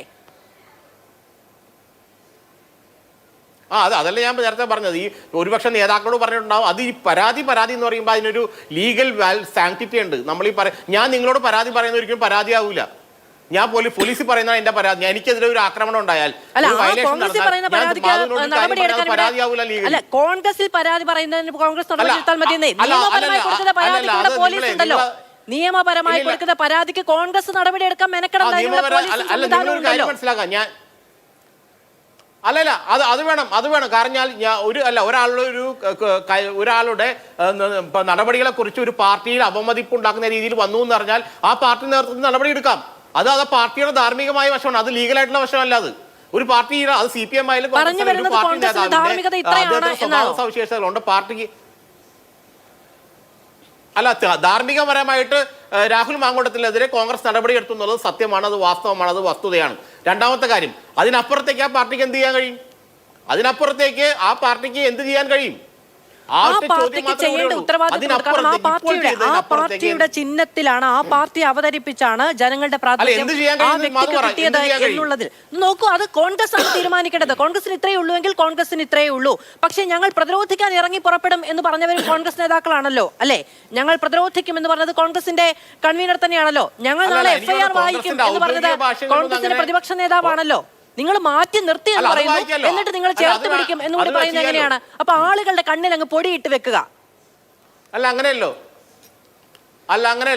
കാരണം നിയമസഭയിൽ ഒരു രാഷ്ട്രീയ ആക്രമണം ഉണ്ടാവുമ്പോൾ ആ രാഷ്ട്രീയ ആർക്കെതിരെ രാഷ്ട്രീയ ആക്രമണം ഉണ്ടായാൽ കോൺഗ്രസിനെതിരെയോ രാഹുൽ മാങ്കൂട്ടത്തിനെതിരെയോ നിങ്ങൾ ഏതാണ് പ്രതിരോധിക്കാൻ പോവുക? അപ്പൊ ജയിക്ക് പറഞ്ഞത് മനസ്സിലായില്ലേ ഇത്ര നേരം? അല്ല, ജയിക്ക് പറഞ്ഞത് മാധുവിന് മനസ്സിലായില്ലേ? ജയിക്ക് ഇത്ര നേരം പറഞ്ഞത് എന്താന്ന് മനസ്സിലായില്ലേ? അത് തന്നെയാണ് വിഷയം. അത് അങ്ങനെ ഒരു ആക്രമണം വരുമ്പോൾ അതിനെ പ്രതിരോധിക്കാൻ ഞങ്ങളുടെ കയ്യിലും കൃത്യമായ ആയുധങ്ങളുണ്ട്. രാഹുൽ മാങ്കൂട്ടത്തിനെതിരെ പരാമർശങ്ങൾ ഉണ്ടായാൽ നിങ്ങൾ FIR വായിക്കുമോ, അതോ കോൺഗ്രസിനെതിരായ പരാമർശം ഉണ്ടായാൽ നിങ്ങൾ FIR വായിക്കുമോ എന്നാണ് ഞാൻ ചോദിച്ചത്. എന്റെ മാധു, ഒരു കാര്യം മനസ്സിലാക്കേണ്ടത്, രാഹുൽ മാങ്കൂട്ടത്ത് എന്ന വ്യക്തിക്കെതിരെ CPM-ന് നീങ്ങേണ്ട യാതൊരു രാഷ്ട്രീയ താല്പര്യവും ഇല്ല. CPM-നെ സംബന്ധിച്ചിടത്തോളം പ്രതികൂട്ടില അല്ല അങ്ങനെ രാഷ്ട്രീയ പൊളിറ്റിക്സ് ചർച്ച ചെയ്യുമ്പോൾ അങ്ങനെയാണ് ചെയ്യേണ്ടത്. കാരണം CPM-ന്റെ രാഷ്ട്രീയ താല്പര്യം കോൺഗ്രസിന്റെ പ്രതികൂട്ടിലാക്കുക എന്നുള്ളതാണ്. രാഹുൽ മാങ്കൂട്ടത്തെ ഒരു വ്യക്തിയെ പ്രതികൂട്ടിലാക്കുക എന്നുള്ളതല്ല. അപ്പോൾ കോൺഗ്രസിന്റെ പ്രതികൂട്ടിലാക്കാൻ അവർ ശ്രമിക്കുമ്പോൾ ഇതാ ഞങ്ങൾ നേരിടും ഇന്ന് ആയുധങ്ങൾ ഉപയോഗിച്ച്. അതാണ് രാഷ്ട്രീയ പ്രവർത്തനം എന്ന് പറയുന്നത്. നിങ്ങൾക്ക് പറഞ്ഞാൽ മതിയല്ലോ, നിങ്ങൾക്ക് ചെയ്യാൻ കഴിയുന്ന പരമാവധി കാര്യം നിങ്ങൾ ചെയ്തു എന്നാണ് നിങ്ങളുടെ ബോധ്യം എങ്കിൽ ഞങ്ങളുടെ കൂട്ടത്തിൽ ഇല്ല എന്ന് പറഞ്ഞാൽ മതിയല്ലോ. FIR വായിക്കാൻ പോയി ബുദ്ധിമുട്ടേണ്ട കാര്യമില്ലല്ലോ എന്നേ ചോദിച്ചുള്ളൂ. ശ്രീ ജേക്കബ് ജോർജ്, ഇതിപ്പോ ഒരു തെരഞ്ഞെടുപ്പ് വർഷമാണ് എന്നുള്ളതാണ് ഏറ്റവും പ്രധാനപ്പെട്ട ഒരു കാര്യം. നേരത്തെ ശ്രീകുമാർ മണയിൽ ഇപ്പോഴത്തെ രാഷ്ട്രീയ സാഹചര്യത്തിൽ എന്ന് പറയുന്നു, ഒരാളുടെ വളരെ വ്യക്തിപരമായ അയാൾക്കെതിരെ ഉണ്ടായ ആരോപണങ്ങൾ രാഷ്ട്രീയ സാഹചര്യവുമായി കൂടിച്ചേരപ്പെടുന്നത് പോലും എത്രത്തോളം ഗുണപരമാണ് എന്നത് കൂടി ചിന്തിക്കേണ്ടതുണ്ട്. ഇപ്പോൾ പാലക്കാട് ഉപതെരഞ്ഞെടുപ്പ് കഴിഞ്ഞതിന് ശേഷമൊക്കെ കോൺഗ്രസ് ഉണ്ടാകുന്ന ഒരു വലിയ ആത്മവിശ്വാസമുണ്ട്. കോൺഗ്രസിന്റെ യുവ നേതാക്കളുടെ ഒരു നിര വളരെ ശക്തമാണ്. അവർക്ക് തെരഞ്ഞെടുപ്പുകൾ ജയിക്കാൻ സാധിക്കുന്നുണ്ട്, അവർക്ക് അണികൾക്ക് മുന്നിൽ പ്രവർത്തിക്കാൻ സാധിക്കുന്നുണ്ട്. ഇതൊക്കെ ഇപ്പോൾ ഡിവൈഎഫ്ഐക്കാർ CPM-കാർ ചോദിക്കുകയാണ്, നിങ്ങൾക്ക് കുടുംബത്ത് കയറ്റാൻ പറ്റുമോ നിങ്ങളുടെ നേതാക്കളെ എന്ന്. സത്യമായും ഇതാണ് ഉപയോഗിക്കുന്ന ഭാഷ എന്ന് പറയുന്നത്. ആ നിലയ്ക്കുള്ള BJP-കാർ കഴിഞ്ഞ ദിവസം അവിടെ നടത്തിയ പ്രതികരണങ്ങൾ പറയുന്നത് എങ്ങനെയാണ്? മഹിളാ മോർച്ചക്കാർ കോഴിയുമായിട്ടാണ് അവിടെ പ്രതിഷേധം നടത്തിയത്. ഈ നിലയ്ക്ക് ഇപ്പം അങ്ങ് നേരത്തെ പറഞ്ഞതുപോലെ ഇവിടെ അല്ലെങ്കിൽ പാലക്കാട് പോയി ഈ പരീക്ഷ ജയിച്ചിട്ടാണ് പാലക്കാട് പോകാൻ കഴിയേണ്ടത്. അപ്പോൾ ഈ നിലയ്ക്കുള്ള പ്രശ്നങ്ങളെ ആരതിജീവിക്കും? കോൺഗ്രസിന്റെ പിന്തുണയില്ലാതെ രാഹുൽ മാങ്കൂട്ടത്തിന് ഒരാൾക്ക് നിന്ന് ഒരാൾ പോരാട്ടം നടത്താൻ കഴിയുമോ ഈ തെരഞ്ഞെടുപ്പ് വർഷത്തിൽ? അല്ല, ഇത് രാഹുൽ മാങ്കൂട്ടത്തിൽ ഈ വിഷയം തൽക്കാലം ഒറ്റയ്ക്ക് നിന്ന് പോരാടേണ്ടി വരും. ആരാ രാഹുൽ മാങ്കൂട്ടത്തിലെ സഹായിക്കാൻ ഇറങ്ങുക? ജിൻഡോ ജോൺ ഇറങ്ങുമോ? ജിൻഡോ ജോൺ നേരത്തെ മാധു സൂചിപ്പിച്ചതുപോലെ ഈ കാര്യത്തിൽ ആദ്യമായിട്ട് പ്രതികരിച്ച ആളാണ്, ഞാൻ സമ്മതിക്കുന്നു. അതിനുള്ള ശക്തിയും കരുത്തും അദ്ദേഹത്തിനുണ്ട്, അദ്ദേഹം കാണിക്കുകയും ചെയ്തു. പക്ഷേ ആരൊക്കെ ഇറങ്ങും? തീർച്ചയായിട്ടും മാധു, ഇക്കാര്യത്തിൽ ചില ബാഹ്യശക്തികൾ കോൺഗ്രസിൻ്റെ മേൽ സമ്മർദ്ദം, കോൺഗ്രസിൻ്റെ മേൽ ഞാൻ പറയുന്നില്ല, കോൺഗ്രസ് നേതാക്കളുടെ മേൽ, ചില കോൺഗ്രസ് നേതാക്കളുടെ മേൽ ശക്തമായ സമ്മർദ്ദം ചെലുത്തുന്നുണ്ട്. അതിൻ്റെ ഭാഗമായിട്ട് ചില പ്രസ്താവനകൾ കഴിഞ്ഞ ദിവസങ്ങളിൽ വന്നു, തുറന്ന പ്രസ്താവനകൾ. അതിൽ ചിലരൊക്കെ പിന്മാറി. ഞാൻ ആരുടെ പേര് പറയാൻ ഉദ്ദേശിക്കുന്നില്ല. ആ സമ്മർദ്ദം എവിടെ നിന്നാണ്? എന്താണ് ആ സമ്മർദ്ദത്തിന്റെ ലക്ഷ്യം? രാഹുൽ മാങ്കൂട്ടം ആ സമ്മർദ്ദങ്ങളൊന്നും വായിക്കപ്പെടാതെ പോകുന്നില്ല. BJP ഉന്നയിക്കുന്ന ആരോപണങ്ങൾ അതുമായി ബന്ധപ്പെട്ടാണ്. അത് BJP ഉന്നയിക്കുന്നുണ്ട്. രാഹുൽ മാങ്കൂട്ടത്തിനെ സംരക്ഷിക്കാൻ ചില ബാഹ്യ ശക്തികൾ ഇടപെടുന്നുണ്ട് എന്ന് ഇപ്പം ഞാൻ പറയാം. നേരത്തെ മാധു വളരെ വളരെ ശക്തമായിട്ട് VD സതീശിനെതിരെയുള്ള സൈബർ ആക്രമണത്തെക്കുറിച്ച് പറഞ്ഞു. ആരാണ് നടത്തുന്നത്? സൈബർ ആക്രമണം നടത്തുന്നത് കോൺഗ്രസിൻ്റെ അകത്തെ സൈബർ ഇടങ്ങളാണ്, അവരാണ്. ഞാൻ കഴിഞ്ഞ ദിവസം മാതൃഭൂമിയിൽ ഇവിടെ ഈ സമയത്ത് ചർച്ച നടത്തിയപ്പോൾ സതീശിനെ പുറത്താക്കുക എന്നുള്ളതാണ് ഇവരുടെ ലക്ഷ്യമെന്ന് പറഞ്ഞു. എനിക്കെതിരെ കുറേ ആക്രമണമൊക്കെ ഉണ്ടായി. അതിൽ ഒരു വാചകം ശ്രദ്ധിക്കണം. കോൺഗ്രസിൻ്റെ സൈബർ ഇടങ്ങളിൽ നടത്തുന്ന പ്രസ്താവനകളെക്കുറിച്ചാണ് ജേക്കബ് ജോർജ് പറയുന്നതെന്നാണ് പറഞ്ഞത്. കോൺഗ്രസിൻ്റെ സൈബർ ഇടങ്ങളിൽ നടത്തുന്ന ആക്രമണം കോൺഗ്രസിൻ്റെ പ്രതിപക്ഷ നേതാവിനെതിരെയാണെന്ന് ഓർക്കണം മാധു. അത് ചില്ലറക്കാരിയല്ല, അത് ചില്ലറക്കാരിയല്ല. ഏതെങ്കിലും പാർട്ടി നടക്കുമോ? ഒരു കൊച്ചു പാർട്ടി നടക്കുമോ? ഒരു MLA പോലും ഇല്ലാത്തൊരു പാർട്ടി നടക്കുമോ? അത് കോൺഗ്രസിൻ്റെ പ്രതിപക്ഷ നേതാവ് എന്ന് പറഞ്ഞാൽ അടുത്ത തവണ ഭരണം കിട്ടുമ്പോൾ മുഖ്യമന്ത്രിയാകേണ്ട ആളാണ്. ആ ആളിനെതിരെ അധിക്ഷേപകരമായി അങ്ങേയറ്റവും നീചവും നികൃഷ്ടവുമായ ആക്രമണം നടത്താൻ ഇവിടുത്തെ കോൺഗ്രസ്സുകാർക്ക് കഴിയുമെങ്കിൽ എന്ത് പാർട്ടിയാത്? എന്ത് സംഘടനാ ചട്ടവട്ടമാണെന്നുള്ളത്? അതാണ് അതിൻ്റെ അപകടം. തീർച്ചയായിട്ടും അത് അപകടമാണ്, അപകടം തന്നെയാണ്, യാതൊരു സംശയമില്ല. അതിന് കോൺഗ്രസ് പാർട്ടിയെ സംരക്ഷിക്കാൻ കോൺഗ്രസ് നേതാക്കളെ കോൺഗ്രസ് സൈബർ ഇടങ്ങൾ എന്ന് ഞാൻ കൊട്ടേഷനിലാണ് പറയുന്നത്. ഇടങ്ങളിൽ നിന്ന് വരുന്ന ആക്രമണങ്ങളിൽ നിന്ന് കോൺഗ്രസ് നേതാവിനെ സംരക്ഷിക്കാൻ കോൺഗ്രസ് പാർട്ടിക്ക് കഴിയുന്നില്ലെങ്കിൽ പിന്നെ ആർക്ക് കഴിയും? ശരി, ഡോക്ടർ ജിൻഡോ ജോൺ, ഞാൻ അങ്ങയുടെ ഒരു ഊഴം അറിയാതെ മറന്നുപോയി അദ്ദേഹത്തിലേക്ക് പോയതാണ് കേട്ടോ, എന്നോട് ക്ഷമിക്കണം ഡോക്ടർ ജിൻഡോ ജോൺ. പക്ഷേ അത് നോക്കൂ, പ്രതിപക്ഷ നേതാവിനെ പ്രതിരോധിക്കാൻ കോൺഗ്രസിന്റെ ബെഞ്ചിൽ ആളില്ല എന്ന പരിഹാസം മുൻപ് CPM ഉയർത്തിയിട്ടുണ്ട്. ഈ നിയമസഭാ സമ്മേളനത്തിൽ തലങ്ങും വിലങ്ങും സ്വാഭാവികമായും രാഷ്ട്രീയ ആക്രമണം ഉണ്ടാകും. ഇത് ഒറ്റക്കെട്ടായി നേരിടുക എന്ന് പറയുന്നൊരു രീതി കോൺഗ്രസിന് UDF-ന് സഭയിൽ ഉണ്ടാകുമോ? ഇതിപ്പോൾ നാളെ രാഹുൽ മാങ്കൂട്ടത്തിൽ സഭയിൽ വരികയാണെങ്കിൽ ഓരോ നേതാക്കളും എങ്ങനെയാണ് പ്രതികരിക്കുന്നത്? ഓരോ നേതാക്കളുടെയും ശരീരഭാഷ എന്താണ്? ഓരോരുത്തരുടെയും സംസാര രീതി എന്താണ്? ആരാണ് പ്രതിരോധിക്കാൻ ആദ്യം ഇറങ്ങുന്നത് എന്നത് സംബന്ധിച്ച് പോലുമുള്ള കൗതുകങ്ങൾ സ്വാഭാവികമാണ്. ഡോക്ടർ ജിൻഡോ ജോൺ, അതിൽ രാഷ്ട്രീയ ഉദ്ദേശം എന്ന നിലയ്ക്ക് അതിനെ പരിമിതപ്പെടുത്തി കാണാൻ കഴിയില്ല. ഒന്നാമത്തത്, നാളെ നിയമസഭാ സമ്മേളനം നടക്കുന്നത് രാഹുൽ മാങ്കൂട്ടത്തിൻ്റെ വിഷയം ചർച്ച ചെയ്യാനാണെന്ന് ഞാൻ വിചാരിക്കുന്നില്ല. കാരണം അയാൾക്കെതിരെ നിലവിൽ അയാളുടെ പ്രതി ചേർത്തുകൊണ്ടൊരു FIR നിലവിലുണ്ടോ? അയാൾക്കെതിരെ ആരാണ് പരാതിക്കാരി? ആരാണ് പരാതി കൊടുത്തിട്ടുള്ളത്? ആരുടെ മൊഴിയാണ് രേഖപ്പെടുത്തിയിട്ടുള്ളത്? രാഹുൽ മാങ്കൂട്ടത്തിനെതിരായിട്ടുള്ള ഏതൊക്കെ വകുപ്പുകളാണ്? അയാൾ എന്ത് തെറ്റാണ് ചെയ്തതെന്ന് കേരള പോലീസിന് ബോധ്യമുള്ളത്. എന്നിട്ട് എന്തുകൊണ്ടാണ് അറസ്റ്റ് ചെയ്യാത്തത്? ഇപ്പം നിങ്ങൾ പറഞ്ഞ പ്രകാരമാണെങ്കിൽ അറസ്റ്റ് ചെയ്യണമല്ലോ. നാളെ നിയമസഭയിൽ വരാൻ വേണ്ടി എന്തിനാ കാത്തിരിക്കുന്നത്? അപ്പോൾ ഒന്നാമത്തെ കാര്യം അത്. രണ്ടാമത്തത്, കോൺഗ്രസിന്റെ നേതാക്കന്മാരെ സംരക്ഷിക്കാൻ കോൺഗ്രസിന് അറിയാം. അത് സൈബർ കൂട്ടങ്ങളിൽ നിന്നായാലും CPM-കാരിൽ നിന്നായാലും ജേക്കബ് ജോർജിന്റെ സഹായം ഞങ്ങൾക്ക് തൽക്കാലം വേണ്ട. പ്രതിപക്ഷ നേതാവിനെ സംരക്ഷിക്കാനുള്ള കരുത്തൊക്കെ ഇന്ന് കേരളത്തിലെ കോൺഗ്രസ് പാർട്ടിക്കുണ്ട്. നിങ്ങളുടെ സഹായം വേണ്ട. പിന്നെ താങ്കൾ താങ്കളുടെ രണ്ടാമത്തെ ഘട്ടത്തിൽ പറഞ്ഞു ഞാൻ ഊഹാപോഹങ്ങൾ എന്നാണ് പറഞ്ഞതെന്ന്. അങ്ങനെ ഒരു വാക്കല്ല ഞാൻ പറഞ്ഞിട്ടുള്ളത്. മാതൃഭൂമിയുടെ ഈ ചർച്ച റിവൈൻഡ് ചെയ്ത് കേൾപ്പിക്കാവുന്നതാണ്. എന്റെ വെല്ലുവിളിയാണത്. ഞാൻ പറഞ്ഞത് ആരോപണങ്ങളുടെ അടിസ്ഥാനത്തിൽ നിന്നാണ്. താങ്കൾ എല്ലാം പിണറായി വിജയന്റെ വാക്കുകൾക്ക് സ്വാഗതം കാത്തിരിക്കുന്നു പറഞ്ഞത് ഞാൻ പറഞ്ഞ വാക്ക് തെറ്റിദ്ധരിച്ചത്. താങ്കൾ കോൺഗ്രസിനെ കുറിച്ച് ഒരുപാട് കാര്യം പറഞ്ഞു. പിണറായി വിജയൻ എന്ന് പറഞ്ഞ മുഖ്യമന്ത്രി പോലീസ് അട്രോസിറ്റീസിനെ കുറിച്ചിട്ട് നാളെ നിയമസഭയിൽ സംസാരിക്കുമെന്ന് താങ്കൾക്ക് ഉറപ്പുണ്ട്. താങ്കൾക്ക് കിട്ടിയ ഉറപ്പായിരിക്കും. പക്ഷെ കേരളത്തിലെ പൊതുസമൂഹത്തിന്റെ മുമ്പിൽ ഉത്തരവാദിത്തപ്പെട്ട ആഭ്യന്തര വകുപ്പ് മന്ത്രിയുടെ മറുപടി നാളിതുവരെ കിട്ടിയിട്ടില്ല. അദ്ദേഹം മൗനത്തിലാണ്. ആളുകളുടെ വിലാപം കേൾക്കുന്നില്ല. ബദിരകരണങ്ങളാണ്. ആളുകളുടെ സങ്കടം കാണുന്നില്ല.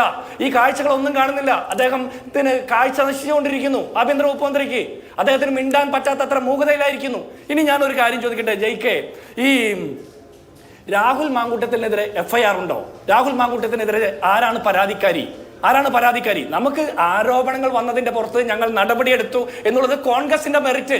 അങ്ങനെ നടപടി എടുത്തതിന് ശേഷമാണ് ഞങ്ങൾ മുകേഷിലേക്ക് വിരൽ ചൂണ്ടുന്നത്. ഇനി മാധു പറഞ്ഞല്ലോ നാളെ തരങ്ങും വിരങ്ങും അക്രമം നടക്കുന്നു. അക്രമത്തിന്റെ കുന്തമുന ആരാണ് ഞങ്ങൾക്കെതിരെ അമ്പ ചെയ്യുന്നത്? മുകേഷാണോ? P. ശശിയാണോ അമ്പ ചെയ്യാനുള്ള കാര്യങ്ങളൊക്കെ എഴുതി കൊടുക്കുന്നത്? അപ്പൊ കുറച്ചുകൂടി നന്നാവും. ഇനി രാഹുൽ മാങ്കൂട്ടത്തിലെ വിഴുപ്പെന്നാണ് ജയിക്ക് അഭിസംബോധന ചെയ്തത്. അപ്പൊ നമ്മൾ ഒരു ആരോപണം വരുമ്പോൾ ഒരു ജനപ്രതിനിധി അല്ലെങ്കിൽ ഒരു സാധാരണക്കാരനെ വിഴുപ്പ് എന്നാണ് താങ്കൾ അഭിസംബോധന ചെയ്യുന്നതെങ്കിൽ P. ശശിക്കെതിരെ ഇപ്പോഴും അഭിപ്രായത്തിൽ ഉറച്ചു നിൽക്കുന്ന CKP പത്മനാഭൻ ഉണ്ട്. അപ്പൊ P. ശശി എന്ന് പറഞ്ഞ വിഴുപ്പിനെ ജില്ലാ സെക്രട്ടറി സ്ഥാനത്ത് നിന്ന് മാറ്റിയിട്ട് ഇപ്പൊ മുഖ്യമന്ത്രിയുടെ പൊളിറ്റിക്കൽ സെക്രട്ടറി ആയി കൊണ്ടുവന്നത് ആ വിഴുപ്പങ്ങ് നിങ്ങൾ സർക്കാർ ചെലവിൽ ചുമക്കാമെന്ന് വിചാരിച്ചിട്ടാണോ? PK ശശി എന്ന് പറഞ്ഞ വിഴുപ്പിനെ നിങ്ങൾ പാർട്ടിക്ക് വേണ്ടെങ്കിൽ പോലും പാർട്ടിയുടെ ഘടകങ്ങളിൽ നിന്ന് തരം താഴ്ത്തി കൊണ്ടുവരുമ്പോൾ പോലും KTDCയുടെ ചെയർമാനാക്കി ശമ്പളം കൊടുക്കുന്നത് ആ വിഴുപ്പിനെ പൊതുജനങ്ങളുടെ ചുമലിൽ കെട്ടിവെക്കുന്നതിന്റെ ഭാഗമാണോ? അപ്പൊ വിഴുപ്പ് എന്ന് പറഞ്ഞ വാക്ക് ഉപയോഗിക്കുന്നതോട് എനിക്ക് വിയോജിപ്പുണ്ട്. കാരണം പൊളിറ്റിക്കൽ കറക്റ്റ്നെസിന്റെ ട്യൂഷൻ എടുക്കുന്ന ആളുകളാണ് നിങ്ങൾ. ഇനി അടുത്തത് ജനം തീരുമാനിക്കുന്നു എന്ന് പറയും. ജനങ്ങളുടെ തീരുമാനത്തിന്റെ ടെസ്റ്റിംഗ് എങ്ങനെയാണ് നിങ്ങൾ തീരുമാനിക്കുന്നത്? ജനം തീരുമാനിക്കുമെന്ന് ബലാത്സംഗ കേസിൽപ്പെട്ട മുകേഷ് നിയമസഭയിൽ വന്നു കയറിയപ്പോൾ ജനങ്ങളുടെ തീരുമാന പ്രകാരമായിരുന്നു എന്ന് നിങ്ങൾ എങ്ങനെ ഉറപ്പിച്ചു? അപ്പൊ ഇതൊക്കെ പറയുമ്പോൾ സമീകരണമാണെന്ന് പറയുന്നു. ഇവിടെയുള്ള പ്രശ്നം എന്താ അറിയോ? രാഷ്ട്രീയക്കാരെ മാത്രമല്ല മാധ്യമ പ്രവർത്തകരെയും പൊതുസമൂഹത്തെ എല്ലാവരെയും നമുക്ക് കറക്റ്റ് ചെയ്യണം. സാമുദായിക നേതാക്കന്മാരെ അടക്കം. ഇതിൽ ഒരാളെ കിട്ടുമ്പോൾ ഈ മോഷ്ടിക്കപ്പെട്ടു എന്ന് പറയുന്നതല്ല. ഒരു മോഷ്ടാവിനെ പിടിക്കുമ്പോൾ എല്ലാം ബാക്കി ഒളിച്ചിരിക്കുന്ന മോഷ്ടാക്കളും അതിന്റെ പുറകെ ഓടുക കള്ളൻ എന്ന് പറഞ്ഞ്. അപ്പൊ പലതും പുറത്തു വരാതിരിക്കാൻ വേണ്ടിയിട്ടാണ് ഈ തിടുക്കം അവസാനിപ്പിച്ചുകൊണ്ട് നമുക്കിതിനെ ഫാക്ച്വലായിട്ട് സമീപിക്കണ്ടേ? ഇവിടെ ഒരു പ്രശ്നം എന്താണെന്നറിയോ? ഈ കുന്നങ്ങളത്തെ വിഷയത്തെ കുറിച്ച് പറയുമ്പോൾ ജയിക്ക് പഴയ കാര്യങ്ങൾ പറയാണ്. ഒരുപാട് പഴയ കാര്യങ്ങൾ. മുത്തങ്ങയിലെ വെടിവെപ്പ്, അതിനുള്ള EMSന്റെ കാലത്ത് വെടിവെപ്പ് ഉണ്ടായിരുന്നു. EMSന്റെ കാലത്ത് സമരം ചെയ്തവർക്ക് നേരെ വെടിവെക്കുന്ന കാലഘട്ടം ഉണ്ടായിരുന്നു. അപ്പൊ പണ്ടത്തെ വെടിവെച്ചിട്ട് ഇപ്പോഴത്തെ കാര്യത്തെ സമീകരിക്കാമോ? ഞാൻ ചോദിക്കുന്നത്, കുന്നങ്ങളത്തെ സുജിത്ത് എന്ന് പറഞ്ഞ ചെറുപ്പക്കാരനെ പോലീസുകാർ അതിക്രൂരമായി മർദ്ദിച്ച വിഷയത്തിൽ SFIക്ക് DYFIക്ക് CPMന്റെ നിലപാടെന്താ? അത് മനുഷ്യത്വരഹിതമാണെങ്കിൽ നിങ്ങൾക്കൊരു സമരമുണ്ടോ? നിങ്ങൾക്കൊരു പ്രതിഷേധമുണ്ടോ? നിങ്ങളുടെ ലോക്കൽ സെക്രട്ടറിയുടെ കരണക്കുറ്റി അടിച്ചു പൊളിച്ച CIക്കെതിരെ നിങ്ങൾക്ക് പ്രതിഷേധമുണ്ടോ?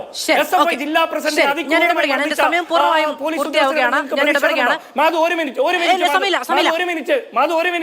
ഒരു മിനിറ്റ് കൂടി ഒറ്റ കാര്യം. ഇവിടെ അല്ലല്ല, താങ്കൾ എനിക്കാണ് ഏറ്റവും കുറച്ച് സമയം തന്നത്. ഈ ഗോവിന്ദ ചാമിയും